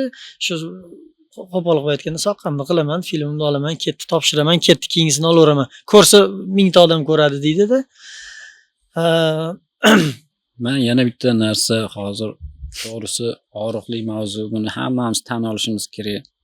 Bizlarda tarixiy filmlarga, misol uchun 54 ta tarixiy filmga budjet ajratilgan, mavzular berilgan. Bizlarda misol uchun tariximiz yaxshigina o'tmishga ega, mavzular berilyapti. Umuman sohaning rivoji uchunmi yo'qmi bilmayman, lekin mavzularda filmlar olinyapti. Misol uchun o'zini ko'rsatgan rejissyorlar, yaxshi rejissyorlar olyapti. Hammamizga sir emas, bir 5-6 yil oldin qo'shni davlatlarimiz misol uchun bizlarning filmlarimizni ko'rib, maza qilib, o'zlari kommentariyalar berardi-da. Hozir tan olishimiz kerak, bizlar o'rganyapmiz film olishda. Misol uchun Qozog'istondan, Qirg'izistondan budjetlarini ko'ryapmiz, olingan filmlar, yutuqlarni ko'ryapmiz. Biz shu berilgan mavzular atrofida aylanib qolib ketmadikmikan? Film rivoji, umuman sohaning rivoji uchun o'zimiz bir yangi bir mavzular qidirmayapmizmikan degan bir og'riqli narsalar ham bor. Misol uchun sizga bitta tarixiy film bersa, shu bilan 2 yil, 3 yil bandsiz. Yangi mavzu qidirishga vaqtingiz bo'lmaydi yoki boshqaga, yoki berilgan bitta mavzuda ichingda g'olib bo'lsangiz, o'zi umuman olganda bu ham bitta mavzu ketdi. Yoki o'zimiz ham bir eksperiment ko'rib, qiziqib ko'rishimiz kerak ekanmi yoki bir nima deysiz shunga? Hozir bitta masala bor, muhim masala bor, kino san'ati va sanoati. Biz hozir nima deydi, bir juda go'zal san'at haqida fikrlayapmiz. Endi siz bilan hozir bu narsani hozircha to'xtatib turishimiz kerak. Mana siz hozir aytayotgan kinolar, qozoq kinosi yo bo'lmasam qirg'iz kinosidagi rivojlanishlar asosan qaysi yo'nalishda? Ya'ni mainstream, ya'ni janr kinosida rivojlanish ko'rinyapti ko'zga. To'g'rimi? Yo boshqa qanaqadir art house filmlarda ham ancha nima bor. endi ular ko'proq texnik nuqtai nazardan o'sishini kuzatishingiz mumkin. Chunki bizda ham art house'lar, misol uchun xuddi shu mana shu art house qiladigan odamlarimizni agar texnik nuqtai nazardan qanaqadir nimasi bo'lmasa, tafovuti bo'lmasa, fikr nuqtai nazardan, qanaqadir dunyoni, olamni ko'rish nuqtai nazardan unaqa katta farqi yo'q-da baribir. To'g'ri, qo'shilaman. Aynan janr kinosi, ya'ni mainstreamga bizda davlat filmlari darajasida nima e'tibor kam. Bu nima degani? Biz bitta narsani unutmasligimiz kerak. Kino san'ati bilan kino sanoati bir-biri bilan uzluksiz bog'langan va bular bir-birisiz rivojlanmaydi. Bu nima degani? Mana yaqinda mana shu Behisht, ya'ni Jannat onalar oyog'i ostida filmining rejissyori Ruslan Akun bilan telefon orqali bog'lanib qoldik. Shu rejissyor ham aytayapti, misol uchun. Biz bolaligimizda o'zbek o'sha kinolarni ko'rib katta bo'lganmiz. Nima bo'ldi o'zbek kinosiga deyapti-da menga. Tushunasiz? Nega o'zbek kinosi bunaqa holatda? Biz o'rganganmiz kino olishni o'zbek kinosidan. Endi o'z-o'zidan bu gapni tahliliga e'tibor bering. U bola yosh bo'lgan paytida bizni 2000-yillar bo'lgan. 2000-yillar, mana shu 90-2000-yillar aynan xususiy filmlar частный sektor rivojlangan payt bo'lgan. Aynan yillargacha. Aynan mana shu частный sektor, xususiy sektor rivojlangan paytda janrviy kinolar, ya'ni janr kinolari juda ko'p bo'lgan. O'sha melodrama deysizmi, komediya deysizmi, haligi dahshat filmlariga urinishlar bo'lgan. Ya'ni imkon qadar tomoshabinni diqqatini tortib, undan haligi pul olish imkoniyatini yaratadigan janrlarga urg'u katta bo'lgan va mana shu filmlar xohlaysizmi yo'qmi, o'z-o'zidan tanlov bo'lgani uchun, tomoshabin diqqatini o'ziga tortish uchun yaxshi film kontent qilish kerak bo'lgani uchun filmlar o'ziga yarasha yaxshi bo'lgan-da.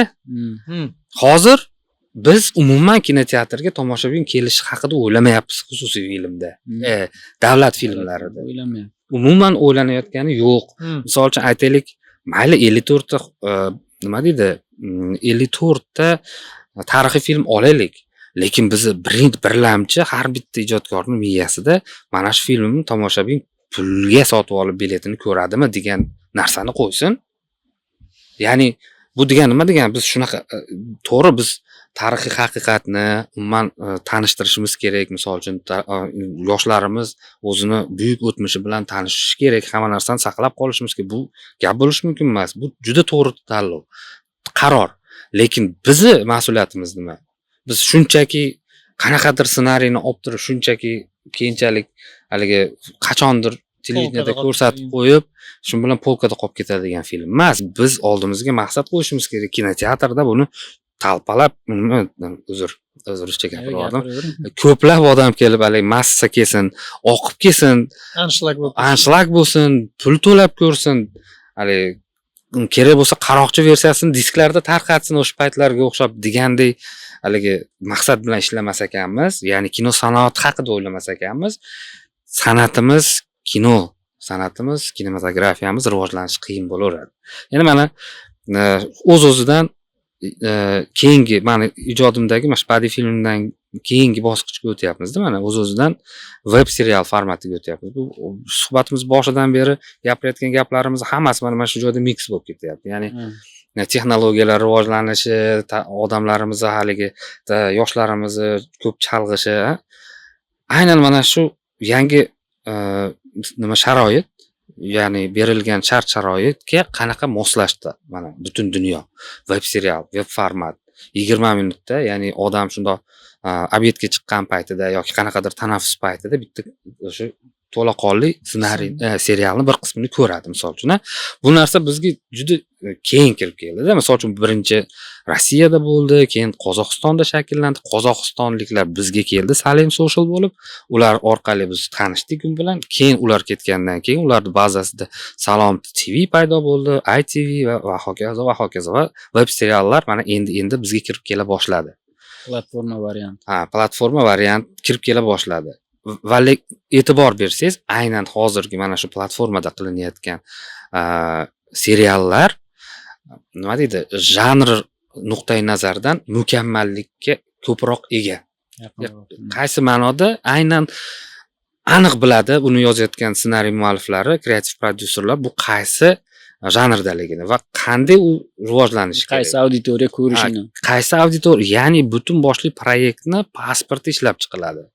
Ya'ni u shunchaki bitta qanaqadir g'oyani olib turib, misol uchun o'tirib birdaniga yozib qo'ymaydi. Uni o'tirib har bitta qahramonning biografiyasi, u qaysi tomoshabin ko'radi, nima qiladi, hamma u nima deydi, aqliy hujum qilib, rivojlantirib, ya'ni maqsad nima? Maqsad platformaga tomoshabinni jalb qilish. Chunki u ishlayotgan pulini qaytarib olish kerak. Aynan tushunyapsizmi nima demoqchiman? Aynan sanoat va san'atni birlashmasi. ha, sanoat va san'at birlashmasi. O'shaning uchun ham e'tibor bersangiz, aynan platformada qilinayotgan filmlarning aksariyati tomoshabinga ham qiziq, ham tabiiy, haqqoniyroqdek tuyuladi. Ko'p ko'rilyapti. Ham ko'p ko'rilyapti. Nega biz o'zbek kinosini shunaqa qilmasligimiz kerak? Shu nima to'sqinlik qilyapti shu bizga? Endi uni men bilmayman. Balki mavzular erkinligi. Yo'q, mavzular erkinligida emas gap. Mavzular erkinligi ham har doim ham zo'r emas bu. Chunki odam boshiga har xil mavzu kelishi mumkin miyasiga. Buni ozgina bo'lsa ham davlat darajasida cheklangani ma'qul deb hisoblayman, lekin baribir qisman erkinlik bo'lishi kerak. Qaysi ma'nodaki izlanish uchun va janr masalasida kengroq fikrlash uchun boshqa qanaqadir bir janrlarda filmlar qilishga imkoniyat berish kerak. Muzaffar aka rosa joyiga kirdik. O'sha o'zi endi shu savolni beraman deb turdim. Veb seriallar borasida hozir tomoshabin o'sha xalqimiz bilgan sevimli bo'lib qolgan o'sha serial men ham kuzatdim. Albatta o'sha rejissyor filmini ko'rganda uni ijtimoiy tarmoqqa qo'yilgan bo'lsa, YouTube platformasiga izohlarni o'qib chiqaman. O'qib chiqqanimda o'sha tushunaman, chunki to'g'ri bahoni xalq beradi-da. Toshkent 94 haqida gap ketyapti. Toshkent 94 bu o'sha platforma uchun qilingan veb serial. Bu mavzuni sizga buyurtma qilib berishganmi yoki siz o'zingiz xohlab olganmisiz? Chunki bu qolgan nimalaringizga qaraganda boshqacharoq janr. Ya'ni bu yerda yoziladiki, o'sha aktyor halokatli bo'lganda Toshkent 94 keskinlik va kulgu yonma-yon yuradigan kriminal komediya. Bu aytganingizda mana veb serial formati, janrviy format, tomoshabin izohlarni hozir ikkitasidan o'qiyman. Avval shu faqat bilmoqchi edim buni. Bu buyurtmami yoki o'zingiz xohlab olganmisiz buni? Xo'p, buni ham tarixi qiziq. Menga taklif bo'lgan, shunaqa Salom TV ochildi. Ukam o'zimni Mirkamol Qoraboyev, aktyor, rejissyor. Aka shunaqa platforma nima ijodkorlar qidirayotgan ekan yangi proyektlar uchun. Shunda bir biz borib gaplashib ko'rmaymizmi dedi. Xo'p dedik, bordik. Shohrux Murtazayev bilan ko'rishdik. Gaplashdik. O'sha o'zini bir istiqbolli rejalari haqida gapirdim. Juda ham nima deydi? Mana hozir o'sha rejalarni amalga oshiryapti u bola sekin-sekin. O'shanda ishondim bolaga. Keyin aytdiki, aka dedi, biz faqat bitta nimamiz bor. Talabimiz bor. Biz ishni shunchaki kelgan nomdor odamga berib olmaymiz, misol uchun. Endi men nomdor emasman, misol uchun. Siz nomdor bo'lganingizda ham bera olmasdik demoqchida endi u gapi bilan. Siz mana ghost filmlaringiz bor ekan, bitta hujjatli filmlaringiz bor ekan, tam. Lekin biz sizni aynan bizni xohlayotgan narsani mana shu ssenariyda ekranga ko'chirganimizda talab qilayotgan narsamizni qanchalik tushunyapsiz, shuni tekshirib olishimiz kerak. Test shut o'tkazamiz dedi. Endi men misol uchun meni o'rnimda boshqa odam bo'lsa, bor deb ketib yuborishi mumkin. Misol deylik. Lekin men nima dedim? Bu ham bitta sinov, bitta tanlov, qani bir o'zim ko'raychi, tekshirib ko'raychi dedimda, bordim, test shutda qatnashdim va test shutda yutib qoldim. Endi ular kandidatlar bo'lgan, boshqa yutib qolganimdan keyin oldim demoqchiman. U to есть 2 yil davom etdi. Test shotni nimaligini tushuntirib ketsak, o'sha qisqagina o'sha bir ssenariyni ham epizodini 3 ta 4 ta rejissyorga berishadi. O'shaning ichidan tanlab olishadi, to'g'rimi rejissyor? Olinish uslubiga qarab. Olinish uslubiga qarab platformani o'sha rahbarlari o'sha rejissyorni tanlab olishadi. Ya'ni bu nima? Bu nima uchun qilinadi? Endi agar shu tushunarli bo'lishi uchun aynan pul tikayotgan odam o'sha pulini qaytib kelish haqida birlamchi o'ylaydi. Birinchi o'ylaydigan masalasi shuda. Ishonish kerak. Ha, bergan odam yaxshi narsa olib kelishiga ishonish kerak. O'shaning uchun test shut o'tkazdi, ko'rdi, taxminan o'zi o'ylayotgan narsaga yaqinroq narsa bo'lsa, demak bu materialni tushundi, demak bunga ishonch bildirsa bo'ladi deb film topshiradi endi. Misol uchun hozir ham bu tajriba bor bu platformalarda, ular yoshlarni chaqiradi, hamma o'zini haligi nima deydi, ko'rishini, materialni qanday ko'ryapti, vizual nuqtai nazardan, yo bo'lmasam materialni qanday tushunyapti, janrni qanchalik his qiladi, misol uchun komediyami, nima deydi, detektivmi, kriminalmi, mana shu narsalarga e'tibor berib, keyin film topshiradi va bu juda yaxshi yo'llardan bittasi. Hozir misol uchun biz o'zbek kinoda ham pitching qilinyapti, misol diliga. Balkim endi hozir mayli, bu ham bitta shunga o'xshagan bir bosqich demoqchiman, pitching ham. Endi qanchalik bu nima bo'lyapti, hali effekt beryapti, buni endi sekin vaqt ko'rsatadi. Lekin bu web serialda haqiqatda effekt berdi. Ya'ni test shoot o'tkazish web seriallarda effekt beradi.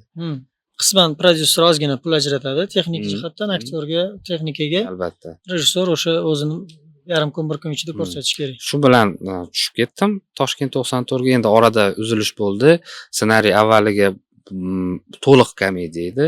Keyin u kriminal komediyaga o'zgardi, qayta yozib chiqildi butunlay ssenariy va shundan keyin men tasvirga tushirdim bu filmni. Shu film haqida ozgina izohlarni o'qsam, bu men 2004-yilman, lekin 94-yillarni ko'ryapman. Effektda it's very nice deb yozib qo'yibdi.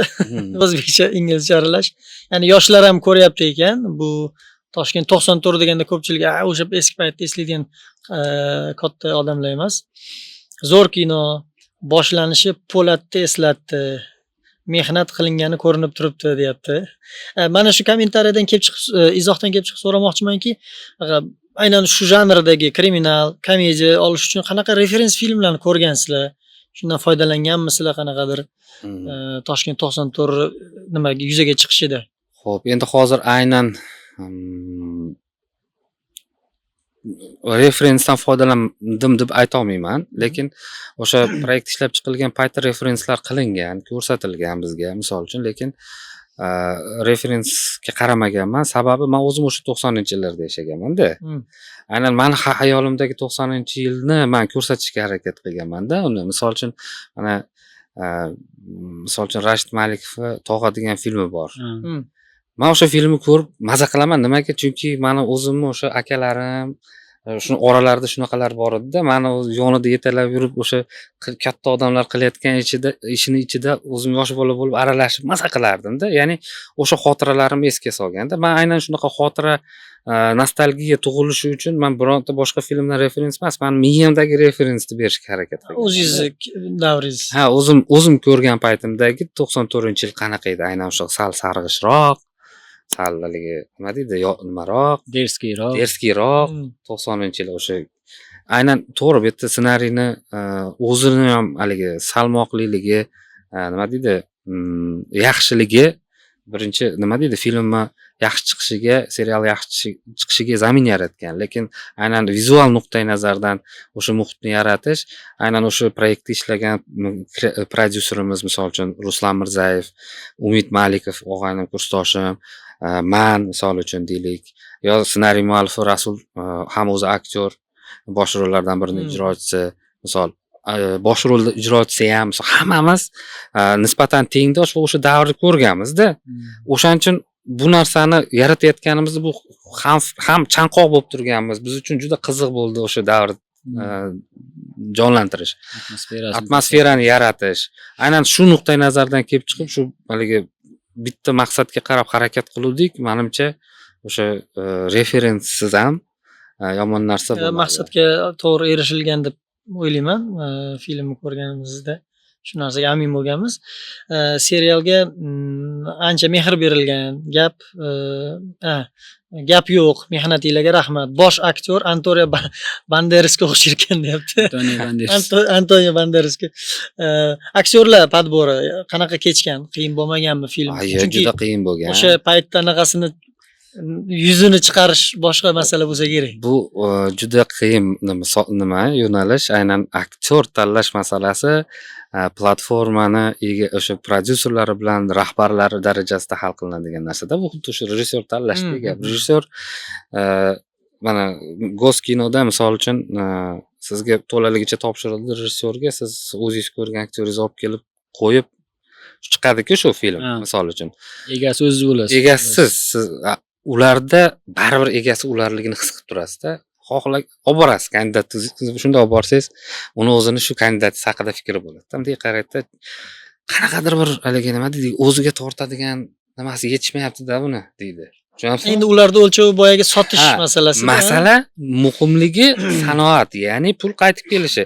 Bu qahramon qanchalik bizni serialimizni tomoshabinga qiziqarli qila oladi, ya'ni bu qahramon qanchalik san ko'rsatayotgan qahramon qanchalik bizga pul qaytarib kela oladi degan prizmadan qaraydi-da ular.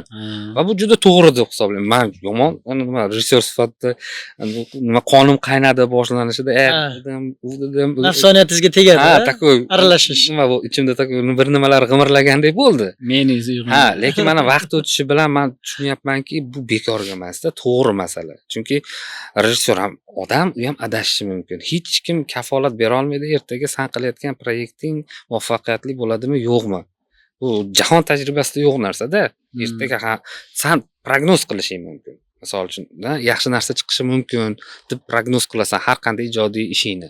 Lekin garantiya yo'q. Hech kim seni ishingga garantiya bera olmaydi. O'shaning uchun o'shanda shunaqa qilib aktyor tanlaganmiz. Men o'zimni aktyorim, misol uchun, menga yoqqan aktyorlar bo'lgan, ularda aktyorlari bo'lgan. Xullas hammasini ichidan shunaqa qilib tortishuvlar, haligi fikr almashuvlar, jahllar orqali keyin mana shu oxirgi ko'rgan sostavlar yig'ilgan. Aktyorlar podbori zo'r bo'lgan. Komediya, kriminal komediya bo'lganlik hisobiga ham, masalan. Mana bu yerda bir kommentariy bor. O'zim bunga fikr bildirib ketsam degan maqsadda yozib qo'ygandim. Quvonmanglar, ikkinchi qismi YouTube'ga chiqadi, qolgani Salom TV'da pulli bo'ladi deb yozishibdi. Bu fikrim shundan iboratki, ya'ni oddiy tomoshabin sifatida xalqimiz mana shunaqa kino rejissyorlarni, o'sha kino qo'yayotgan, kino olayotgan prodyuserlarni qo'llab-quvvatlash maqsadida pulli bo'lishi juda ham to'g'ri deb bilaman. Chunki filmni, kinoni bu nima deydi? Yaratilish jarayonining o'ziga juda millionlagan nima ketadi, chiqim ketadi. Ssenariy yozishidan boshlab o'sha operatorni, texnikasi, ularning gonorari, aktyorlarning puli, yedisi, ichtisi, transporti, boshqasi. Oddiy tomoshabin sifatida shuni to'g'ri qabul qilishingiz kerak. Bu pulli, bu arzimagan 20 ming, 30 ming so'm pul. Nima deydi? Bir piyola choy ichib olsa ham shu pulni beradi-da. Lekin kinomizning rivojlanishi uchun oddiy tomoshabin ham harakat qilish kerak. Nafaqat kino ijodkorlari, nafaqat o'sha kinoni vakillari.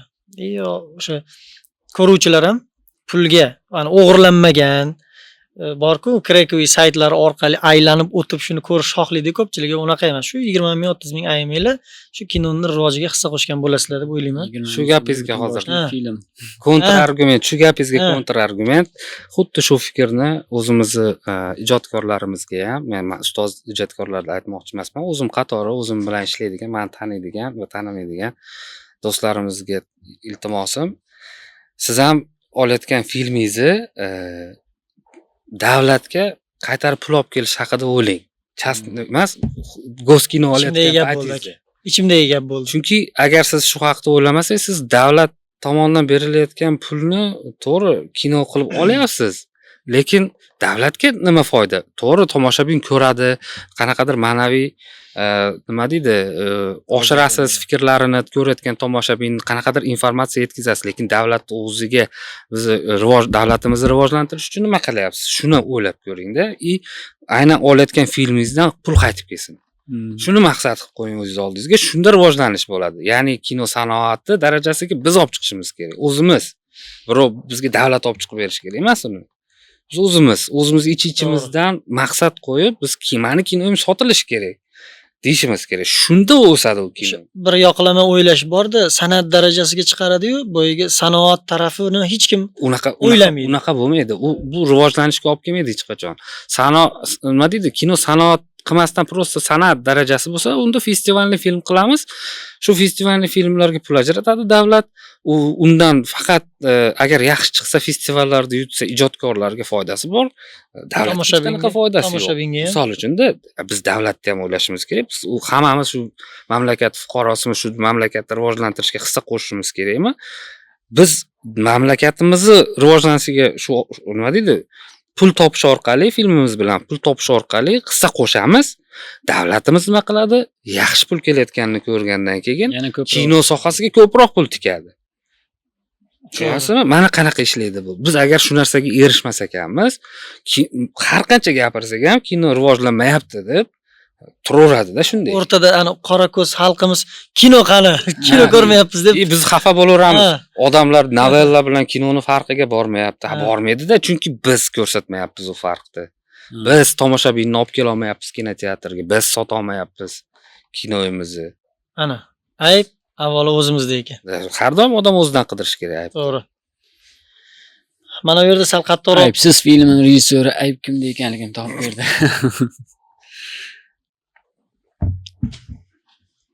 mana bu yerda sal tanqidiy nima ham bor. Bu narsani menimcha Ancha o'qisam nima bo'lyapti? To'g'ri bo'lsa kerak. So'kinishlar nima uchun ishlatilgan bu filmda ochiqchasi sahnalar va so'kinishlar haqida kommentariy qoldirishyapti. Bunga qanaqa nimada siz buni nimani talabi bo'lganmi, platformani talabimi? Albatta. Endi o'zim misol uchun o'zimda ham ikki xil fikr borda bu masalada. O'zim yosh farzandlari bor, ota sifatida, qizlar katta qilayotgan inson sifatida, misol uchun ekranlarda bunaqa narsalarni ko'p ham targ'ib qilish darajasida ko'rsatmaslik tarafdoriman. Lekin bunday olib qarasangiz, ikkinchi tarafdan ko'chaga chiqing. Shu 5 yosh, 10 yosh maktab bolalari ham misol uchun ko'chada og'ziga kelgan so'zi bilan so'kinib yuradi-da, misol uchun. Deylik, hozir biz uni ko'rsatamizmi, ko'rsatmaymizmi, bor-da bu narsa. Misol ijtimoiy tarmoqlar shunaqa rivojlangan, xohlagan kontentini ko'ryapti-da yosh bola. Unga chegara qo'ya olganimiz yo'q, misol uchun. Va faqatgina biz qilayotgan filmlardan shunaqangi yosh bolalarda so'kinadigan bo'lib qoladi degan fikr ham xatoligini tushunishimiz kerak-da, unaqa emas. Misol uchun hamma narsa g'oyaga xizmat qilishi kerak. Misol uchun men bir tarafdan oqlamayman Toshkent 94 dagi o'sha so'kinish taraflarini, bir tarafdan oqlayman. Qaysi tomondan oqlamayman? Haqiqatda ko'p. Va bu platformani o'zining talabi. Tomoshabinni o'sha har doimgidek pul qaytarishi uchun. Bu tarafini uncha oqlamayman. Lekin oqlaydigan tarafim hayotiy haqiqatga yaqin-da. Tushunasizmi? Ya'ni hayotdagi haqiqatga yaqin bandit nima biror marta og'zidan yomon so'z chiqmaydimi? Nima deydi u? Menga qara deb turib nimadir nima deydi? Misol o'sha so'zni aytmasa, so'kmasa nima deydi? Qani bitta so'z ayting menga. Qanaqa ahmoq deydimi? Men ishonmayman. Buni o'ldirib yuboringlar demaydi-da. Lekin shunaqa deymiz-u, Muzaffar aka kechirasiz. Cho'qintirgan otani hammamiz ko'rganmiz-ku, Shlager film, lekin unda misol uchun so'kinish so'zi bu darajada ko'p ishlatilmasa Endi eshitib deb turing. o'ylayman. Endi to'ppa-to'g'ri. Endi eshitib turing. Siz ingliz tilini qanchalik bilasiz? Bilish darajangiz, ha? Misol uchun tarjima keyin mandagi syujetda bu ko'cha bezorisi. Siz aytayotgan filmda Michael Corleone o'zi elitni o'qigan u kerak bo'lsa prezident bo'lish uchun tarbiya qilingan odam u. Hali ikkinchi jahon urushida bir nima bo'lib kelgan, haligi giroy bo'lib qaytib kelgan odamda u. Farqni qarang, siz solishtirayotgan odamingizni qarang endi siz. U 10-sortli mafiyani nima deydi? Narsasini tarqatib yuradigan narsa tarqatib yuradigan o'qimagan savodsiz haligi bandit bilan siz u mafiyani boshlig'ini solishtiryapsiz-da. U umuman to'g'ri keladigan narsa emas-da, mantiqan. Agar ishonardim, agar meni qahramonim o'sha o'zimiz shaytanatdagi Asadbek darajasida bo'lsa-da, u so'kinsa aytsangiz men qabul qilardim, gap bo'lishi mumkin emasdi. Lekin meni personajlarim hammasi ko'chani eng mayda, hali nima deydi? Bezor. Musorkasidan chiqqan bezorilar-da. Ular so'kinadi-da, ular qanday so'kinmaydi? iloji yo'q. Hozir siz solishtirishingizni Yo, qarang. so'kinish- Tafovutni qarang ikkalasini. so'kinishi mayli, to'g'ridir. Endi baribir ham bu umuman kinoni o'zi elitni nima-ku? Ya, to'g'ri. Yo'nalishi. Sana estetik jihatdan, Estetik jihatdan baribir san'at darajasida. Chaplin o'zi hammamizga o'qitib Chaplin aytgan-ku, o'sha kinoga ovoz kirib keldi, o'ldi kino degan. Endi u boshqa Ha. dars mavzusi, uni keyin gaplashamiz. Yo, u ovoz haqida to'xtatib turing. So'kinish ba'zi joylarda kerakdir, lekin endi Man Abdulla Qodiriy. Qodiriy. Abdulla Qodiriy. Ha? O'tgan kunlar romanida. Zaynab. Ha, Ha. deganmi? Xo'p. Shu dramaturgik nuqtai nazardan kerak bo'lganmi? Nima deyishim? Zaynab ahmoq deyish kerakmidi? Nima deyish kerak edi? Tasavvur qilyapsiz, dramaturgiyaga xizmat qilyapti. U aytyapti shu fikrni. Misol uchun u ham biz ishlatgan so'kinishlar haqiqatda ko'p, men tan olaman, ko'p. U talabligi uchun ko'p. Lekin kerak edi-da u. Men hali ham ancha-munchasini filtr qilganman uni. Men Salom TVni umuman platformadagi siznikini aytmayapman endi. Boshqa nimalarni ham ko'rganmiz. O'sha siz ham o'tib ketadigan joylarda ham qo'shilganda, shunga aytyapman. Balki u stilistika qilib tanlab olgan. O'sha narsani nima qilish kerak? Agar dramaturgiyaga xizmat qilmasa, o'sha paytda o'sha narsa otmasa, qanaqadir o'zini yukiga ega bo'lmasa, olib tashlash kerak. Ha. Lekin agar uni xizmati bo'lsa, qanaqadir bir yuki bo'lsa, uni qoldirish kerak. Tarafdorligim shu. Lekin hali ota sifatida, hali ma'naviyat nuqtai nazaridan qarshiligim bor. Lekin yana boshqa tarafi, ko'chani kuzatayotgan inson sifatida ko'chada hamma so'kinib yuribdi. Ikkita o'rtoq prosta gaplashayotganini ko'ring. Oddiy kompyuter xonada o'tirib qanaqa hali Counter Strike o'ynaydimi, Dota o'ynaydimi, o'ynab o'tirganda bir-birini so'kishini ko'ring siz. Tushundim, hayotiylik uchun kerak, lekin men eshitmagan so'zlar bilan so'kadi. Bizlar o'sha hayotiylik nimasigacha tushib borishimiz kerakmi-kan o'zi? Endi bitta narsa biz nima deydi? Ular tushungan narsani tomoshabinga ular tushungan narsani ko'rsatmasak deylik. Ko'radimi bizni kinoni? Yo, endi bu ularni menimcha o'sha platformani uslubi, mayli, o'sha o'rtoqlar, sizlar men nuqtai nazarimni to'g'ri tushundinglar. Tushundik. Yuqori oliy kinoga ham baribir sekinlik bilan yetib boriladi-da. U bittada kino olib turib, siz olib borib o'sha kinoni ko'rib tushunadigan odamga ko'rsatishingiz kerak bo'lib qoladi. Kompyuter beraman deb sekin-sekin chaqirib. Misol uchun yurishdan nima deydi? Cho'milishda mayli, yugurishni o'rganadigan odamga xuddiki hali yurishni o'rganmasdan yugurtirib yuboryapsiz siz. Tushunasizmi? Birinchi qadam bosishni o'rgatish kerak, keyin sal manyovrlar o'rgatish kerak, muvozanat saqlashni o'rgatish kerak, keyin yugurishni o'rgatasiz, to'g'rimi? Xuddi shunaqa narsada biz tomoshabinimizni ko'rish madaniyatini shakllantirmasdan, misol uchun nima janrli kino bor deylik, hozir qilishni boshlaylik. Mana tomoshabinimizga janrli kino beraylik. Yaxshi janrli kino beraylik. Ular demak bu janrli kino ekan, bu bunaqa narsa ekan deb tushunsin. Unda o'sha tomoshabinlik madaniyati rivojlansin bu tarafdan. Ham o'shandan keyin ular tushunishni boshlasin. Bunaqa kinolar ko'p bo'lishi uchun biz pul beraylik degan narsa ularda ham shakllansin. Keyin undan keyin oliy kino bering ularga. O'zi Muzaffar aka mana shu savolni juda o'rni keldi. Umuman o'zbek kinosini mana yuqorida qozoq, qirg'izlarni nima qildik. Bir vaqtlar ular bizni ko'rardik, hozir teskarisi bo'lib qolgan joylari bor. Ammo aytganingizdek, o'zimizni haqiqiy o'zbek kinosi, o'zimizning yondashuvimiz, bu narsa bor. Faqat nimadirlar ko'mib turibdi.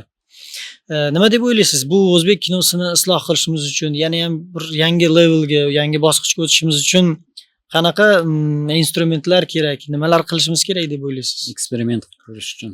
Avvalo hamma ijodkorlarimiz o'sha yoshlardan tortib o'sha yangi chiqayotgan birinchi navbatda o'zimizni kinolarimizni ko'raylik, ijodkorlarimizni qilgan ishlarini ko'raylik-da. Misol uchun mana juda kuchli rejissyorlarimiz bor. Endi men qadimgi davrlarga o'tmayman. Misol uchun zamonaviy kinolarimizda ham misol uchun mana Yusuf Roziqov, Zulfiqor Musoqov, Jahongir Qosimov misol uchun deylik. Biz shularni kinosini qanchalik ko'rib yaxshi tushunamiz. Bularni ijodiy qilgan ishlarini qanchalik biz o'rgandik o'zi. biz hali to'g'ri chet elni ham o'rganishimiz kerak, misol uchun dunyo kinosini o'rganishimiz kerak. O'zimiznikini qanchalik bilamiz o'zi? Ular bekorga aytmayaptimi? Qirg'iz qozoqlar, sizlar kinolar zo'r men tushib ketdi. Biz birinchi shuni tagga yetib olaylik, nimaga tushib ketdi? Mana shuni tahlil qilib olaylik, o'rganaylik, mana shu ustozlarimizni kinolarini ko'raylik, o'rganaylik. Misol uchun e'tibor bering, ularda haligi mualliflik bilan janr aralashganda to'laligicha mualliflik ham emas, to'laligicha janr ham emas-da, tushunyapsizmi? Biz hozir nima xohlayapmiz? Biz qilmoqchimizki, kinoni rivojlantirmoqchimiz. Kino qachon rivojlanadi? Kinoni tomoshabin ko'rganda, sizni kinoyingiz kimgadir kerak bo'lganda rivojlanadi. Biz o'shanaqa kimgadir kerakli kino olishimiz uchun o'zimiz tariximizni bilishimiz kerak. Nima kinolar olganmiz, tomoshabin qanaqa kinolarimizni ko'rgan va biz o'shanaqa jarayonga qaytishimiz uchun, o'sha darajaga yetib borish uchun nima qilishimiz kerak? Shuni aniq bilishimiz kerak, o'rganishimiz kerak. Agar biz buni o'rganmas ekanmiz, keyingi qadam haqida o'ylashning hojati yo'q. Odam o'zini xatolarini tahlil qilsagina o'sish bo'ladi. Ya'ni bizni kinoyimiz nima xato qildi? Mana shu narsalar o'rganish. Balki yana o'sha частный sektorga harakat qilinishi kerakdir. Частный sektorda ham o'sha tomoshabin auditoriyasini o'rganib, nima mavzular qiziqligini bilib, shunga qaytish kerakdir. Nima fikr? Endi bu juda murakkab masala. O'sha hammasi texnologiyalar rivojlanishi, bizni tomoshabinlarimiz aytganinglardek o'sha ko'rish madaniyati hali yaxshi shakllanmagani, misol uchun ko'chada kommersik film qilmoqchi bo'lgan ko'plab odamlarda nima qiladi? Cho'chitadi, chunki yonidan pul sarflash kerak, qaytmasa qiyin-ku. O'shaning uchun hozir biz o'zimiz davlat imkoniyat berayotgan paytda o'zimiz o'sha davlat kinolari orqali qachab hech bo'lmaganda tomoshabinni kinoteatrga qaytarish yo'lini qilishimiz kerak. Shundagina tomoshabin qaytishni boshlasagina nima deydi, xususiy sektordagi odamlar ham ko'proq ishlab chiqarishni boshlaydi. Yo bo'lmasam xuddi o'sha akunga o'xshab chit temalar topishimiz kerak. Chit mavzular.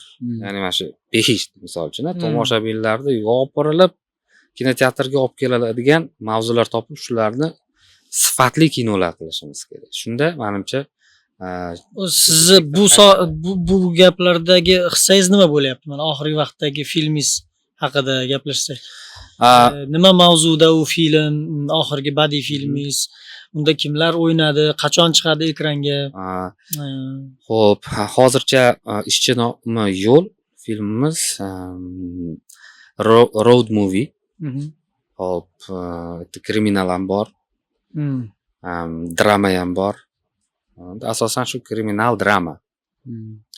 Endi kriminaldan ham ko'ra psixologik drama desak ko'proq to'g'ri bo'ladi. Psixologik drama. Xo'p, bosh rolda Yigitali Mamajonov bilan Yulduz Rajabova, keyin rollar antigiroylarimiz, ya'ni antagonistlar Bekzod Tojiyev, Jo'rabek Orziyev va Nazar Nurullayevlar. Demak, endi syujet haqida gapirmayman, qisqacha shu yo'lda sodir bo'ladi. Nima uchun ko'rishimiz kerak degan narsani qiziqtirib qo'ying biz hammamizni. Men to'g'risini aytaman, filmni tasvirga tushirib olganimizdan keyin montaj jarayonida shu film kulminatsiyasini montaj qilganimda 18 minut bo'ldi. Shu 18 minut davomida birinchidan uzila olmasdan ko'rdim. O'zim montaj qildim. 18 minut qimirlamasdan ko'rdim va uni ko'rib bo'lganimdan keyin ichim shunaqa qiynaldi, erkak sifatida va umuman inson sifatida. O'sha narsani his qilib ko'rish uchun ham bir ko'rishinglar kerak deb o'ylayman. Chunki 18 minut kulminatsiya. Suspensga qurilgan. Nimaga endi kulminatsiya deganimiz o'sha avj. Erkak sifatida nima uchun ichingizni qo'zg'ayapti? Endi men sizga syujetni aytib bera olmayman. Syujet emas, ikki og'iz. Nima haqida Logline haqida ayting. Nima haqida? Tanlov haqida. Muhabbat yoki boylik. Marhamat. Tomosha qiling. Tomosha qiling. Muhabbat demaylik, oila yoki boylik deylik. Oila. Shu haqda. Endi shunaqa deymizda, endi siz ko'rgingiz. Shaxsiy manfaatlar va moddiy manfaatlar to'qnashadigan nimamikan? Muhabbatdan ko'ra oila juda kattaroq. o'sha Guruchda. odam nima deydi, man ko'rsanglar yaxshida. Endi men hozirlarga qanaqadir bir sinopsis, Yaqin kunlarda Xudo annotatsiya xohlasa. niyatim yo'q. Qachon premyera qilmoqchisizlar? Xudo xohlasa hozir ovozlashtirish jarayoni ketyapti. Hamma montaj, grafika, bo'yash ishlari tugagan. Xudo xohlasa mana shu oy yakunlab olsak, filmni to'la kelasi oyga, Aprel oylariga bir reja bor, premyerasi. Xudo xohlasa. O'zi mavsum bahor va kuz mavsumi filmlarning anaqasi premyerasini mavsumi. Ana konkurs o'tkazamizmi? Ikkitadan bilet eng ko'p nima qilgan kutgan odamga. Ha, kommentariyada Endi Xudo xohlasa mani o'zimni shaxsiy o'sha nimalarim haligi o'zimni ko'proq janrviy kino nimasiga qarataman rejissyor sifatida, chunki o'zim ko'radigan kinolarim ham aksariyati janrviy kinolar. Xilma-xillik. O'sha janrdagi xilma-xillik, aniq chegaralar, misol uchunda uni Shundan chiqib ketmaslik, yo avtorlik qanaqadir fikrlarini ilgari tashish, ilgari surish faqat janr filmi orqali. Ya'ni qanaqadir bir art house uchun yoki qanaqadir bir juda kuchli mualliflik filmi uchun balkim men yetarli darajada o'sib ulgurmagandirman-da. Endi bu ham kelish kerak-da, bu ham. Odam shunga yetib kelish kerak. Art house kinosi olish uchun odam o'zi shunga yetib kelish kerak. Qanaqadir bir bagaji, qanaqadir hamma narsani qilib ko'rgan bo'lishi kerak-da odam. O'zi hali sraz art house olib ketisham to'g'ri kelmaydi men nazarimda. Endi u aytganimdek, tug'ma Xudo bergan noyob iste'dod egasi bo'lmasa-da endi. O'shaning uchun birinchi janrviy kinodan balkim qachondir art house bir nima kinolarga, mualliflik modeliga o'tishim mumkindir, lekin hozircha shu janr kinosini biz O'zbekistonda ham rivojlantirishimiz kerak yaxshilab. Mualliflik filmlariga art house deyiladi. Muzaffar aka, o'zingiz kinoda nima gap? Ya'ni o'zingizni yon atrofingizdagi kinolarni ham, hamkasblaringizni kinolarini ham ko'ryapsizmi? Qaysi filmlarni ko'ryapsiz va bir 5 tasini bizni qorako'z tomoshabinlarimizga tavsiya qiling. Jahon kinosi bo'lishi mumkin, o'zbek kinosi bo'lishi mumkin. Kino ko'p ko'raman. Endi hamma rejissyorlar ham ko'p ko'radi. Yerga kelib o'tirganlar hammasi shunaqa deydi. Kamida bitta kino ko'rmasdan uxlamayman desa kerak. Endi haqiqatda ham shunaqa, chunki ishimiz shu, kino ko'ramiz. Endi o'zbek kinosida yaxshi kinolar ko'p bo'lyapti, Xudoga shukr, yo'q emas. Endi misol uchun shu o'zi Shohrux Rasulov filmi ham yomon emas. Misol uchun Qahramonni aytyapsiz. Sanjar aka Matkarimov filmi ham yomon emas, Daydi shamol. Farz premyerasiga keluvdi, misol uchun Sarvar Karimov, u ham yaxshi. Misol uchun kinoteatrda anchadan beri ko'rmaganim, odamlar 3 martalab turib qaytadan ovatsiya qildi, misol uchun. Havas qildim-da endi. Misol uchun turib to'xtaydi qarsak, yana qarsak boshladi. To'xtaydi qarsak, yana tasavvur qiling. Yaxshi-da. Mana shunaqa qilish, mana shunaqa filmlarga tomoshabin keladi. Endi Xudo xolisa chiqib qolar kinoteatrga. Men misol uchun o'sha kinoga kirishsin, ko'rishsin, tomoshabinlarimiz zo'r filmda misol uchun. Nazarimda. Endi klassiklarimizni, katta ustozlar kinolarini ko'rsin hammasini. Oxirgi marta o'zingiz maza qilib ko'rgan filmlaringizdan tavsiya qilsangiz, biz ham maza qilib ko'rardik. Hayronman. Ko'p bunaqa kino. Jahon kinosidan-chi? Mayli, o'zimiznikilarni aytdingiz. Endi misol uchun maza qilib ko'rgan kinolarimdan bittasi Smert Stalina degan bitta film bor. Satirik komediya. Yoqadi. Tak, yana nima film? Endi Avatar ko'rdim, 3-chisini. Xo'p, yana nima? Juna yoqadi menga misol uchun. Yangisi chiqdimi? Juna? Yo'q, hozircha ikkitasi chiqqan. Keyin endi men nima deydi, hit parad qilmayapman, prosta hozir esimga kelayotgan. Hech qachon o'ylab ko'rmagan ekanman, qaysi kino menga yoqadi eng ko'p deb, unaqa bo'lmagan. Lekin agar shunaqa tanlash kerak bo'ladigan bo'lsa, albatta birinchi klassikadan boshlash kerak bo'ladi. Misol uchun mana shu eslab o'tganimiz 400 ta zarba, 400 udarov, Fransua Trufon rejissyorligi. Misol uchun nimaniki? o'sha klassikadan Benuaniki, Benuel. Benuelniki nima Andaluziyskiy piyoz degan film bor. Bu misol uchun syurrealistik film. Birinchi o'sha hozirgi kundagi hamma ujaslar bor, horrorlar, kesishlar bilan o'sha kinolarda asosi misol uchun. Yo bo'lmasam Kabinet doktori Kaligari degan film bor. Bu film o'sha nemis ekspressionizmini filmi. O'sha gollandskiy ugllar birinchi marta ishlatilgan, misol uchun o'sha har xil priyomlar. Ya'ni o'sha 20-yillardagi ko'p filmlarda agar kinoijodkor bo'lsa, ko'rish kerak. Ya'ni tomoshabiylik nuqtai nazaridan keladigan bo'lsa, ham menga yoqadigan filmlar. Xo'p. Nima film yoqadi menga yana? Komikslar yoqadi menga. Kutilmaganda o'sha Человек-паук deysizmi, maza qilib ko'raman. Marvel kinolari, Marvel filmlari. Xo'p. Oxirgi paytlarda faqat sal nimasi ketib qoldi, saviyasi g'oyaviy jihatdan ham. Chunki etap-metap seriya bitta g'oyani ochish uchun ketib qolyapti deb o'ylayman. Xullas, aytmoqchi bo'lganim, Yaxshi kino ko'ring. yaxshi kino ko'rish kerak. Endi meni aytganim bilan, misol uchun meni dedim bilan tomoshabin didi tushmasligi mumkin. O'shaning uchun yaxshi kitob topish uchun 100 tasini o'qishing kerak yoki yaxshi tavsiya olishing kerak. O'sha yaxshi tavsiya. Quentin Tarantinoni misol uchun Kriminalniy chitivasini ko'rishsan, misol uchun ko'rish xohlasa yaxshi film. Yo bo'lmasam yana kim bor? Tarkovskiydan filmlar, lekin qiyin tomoshabiyligi sal og'irroq.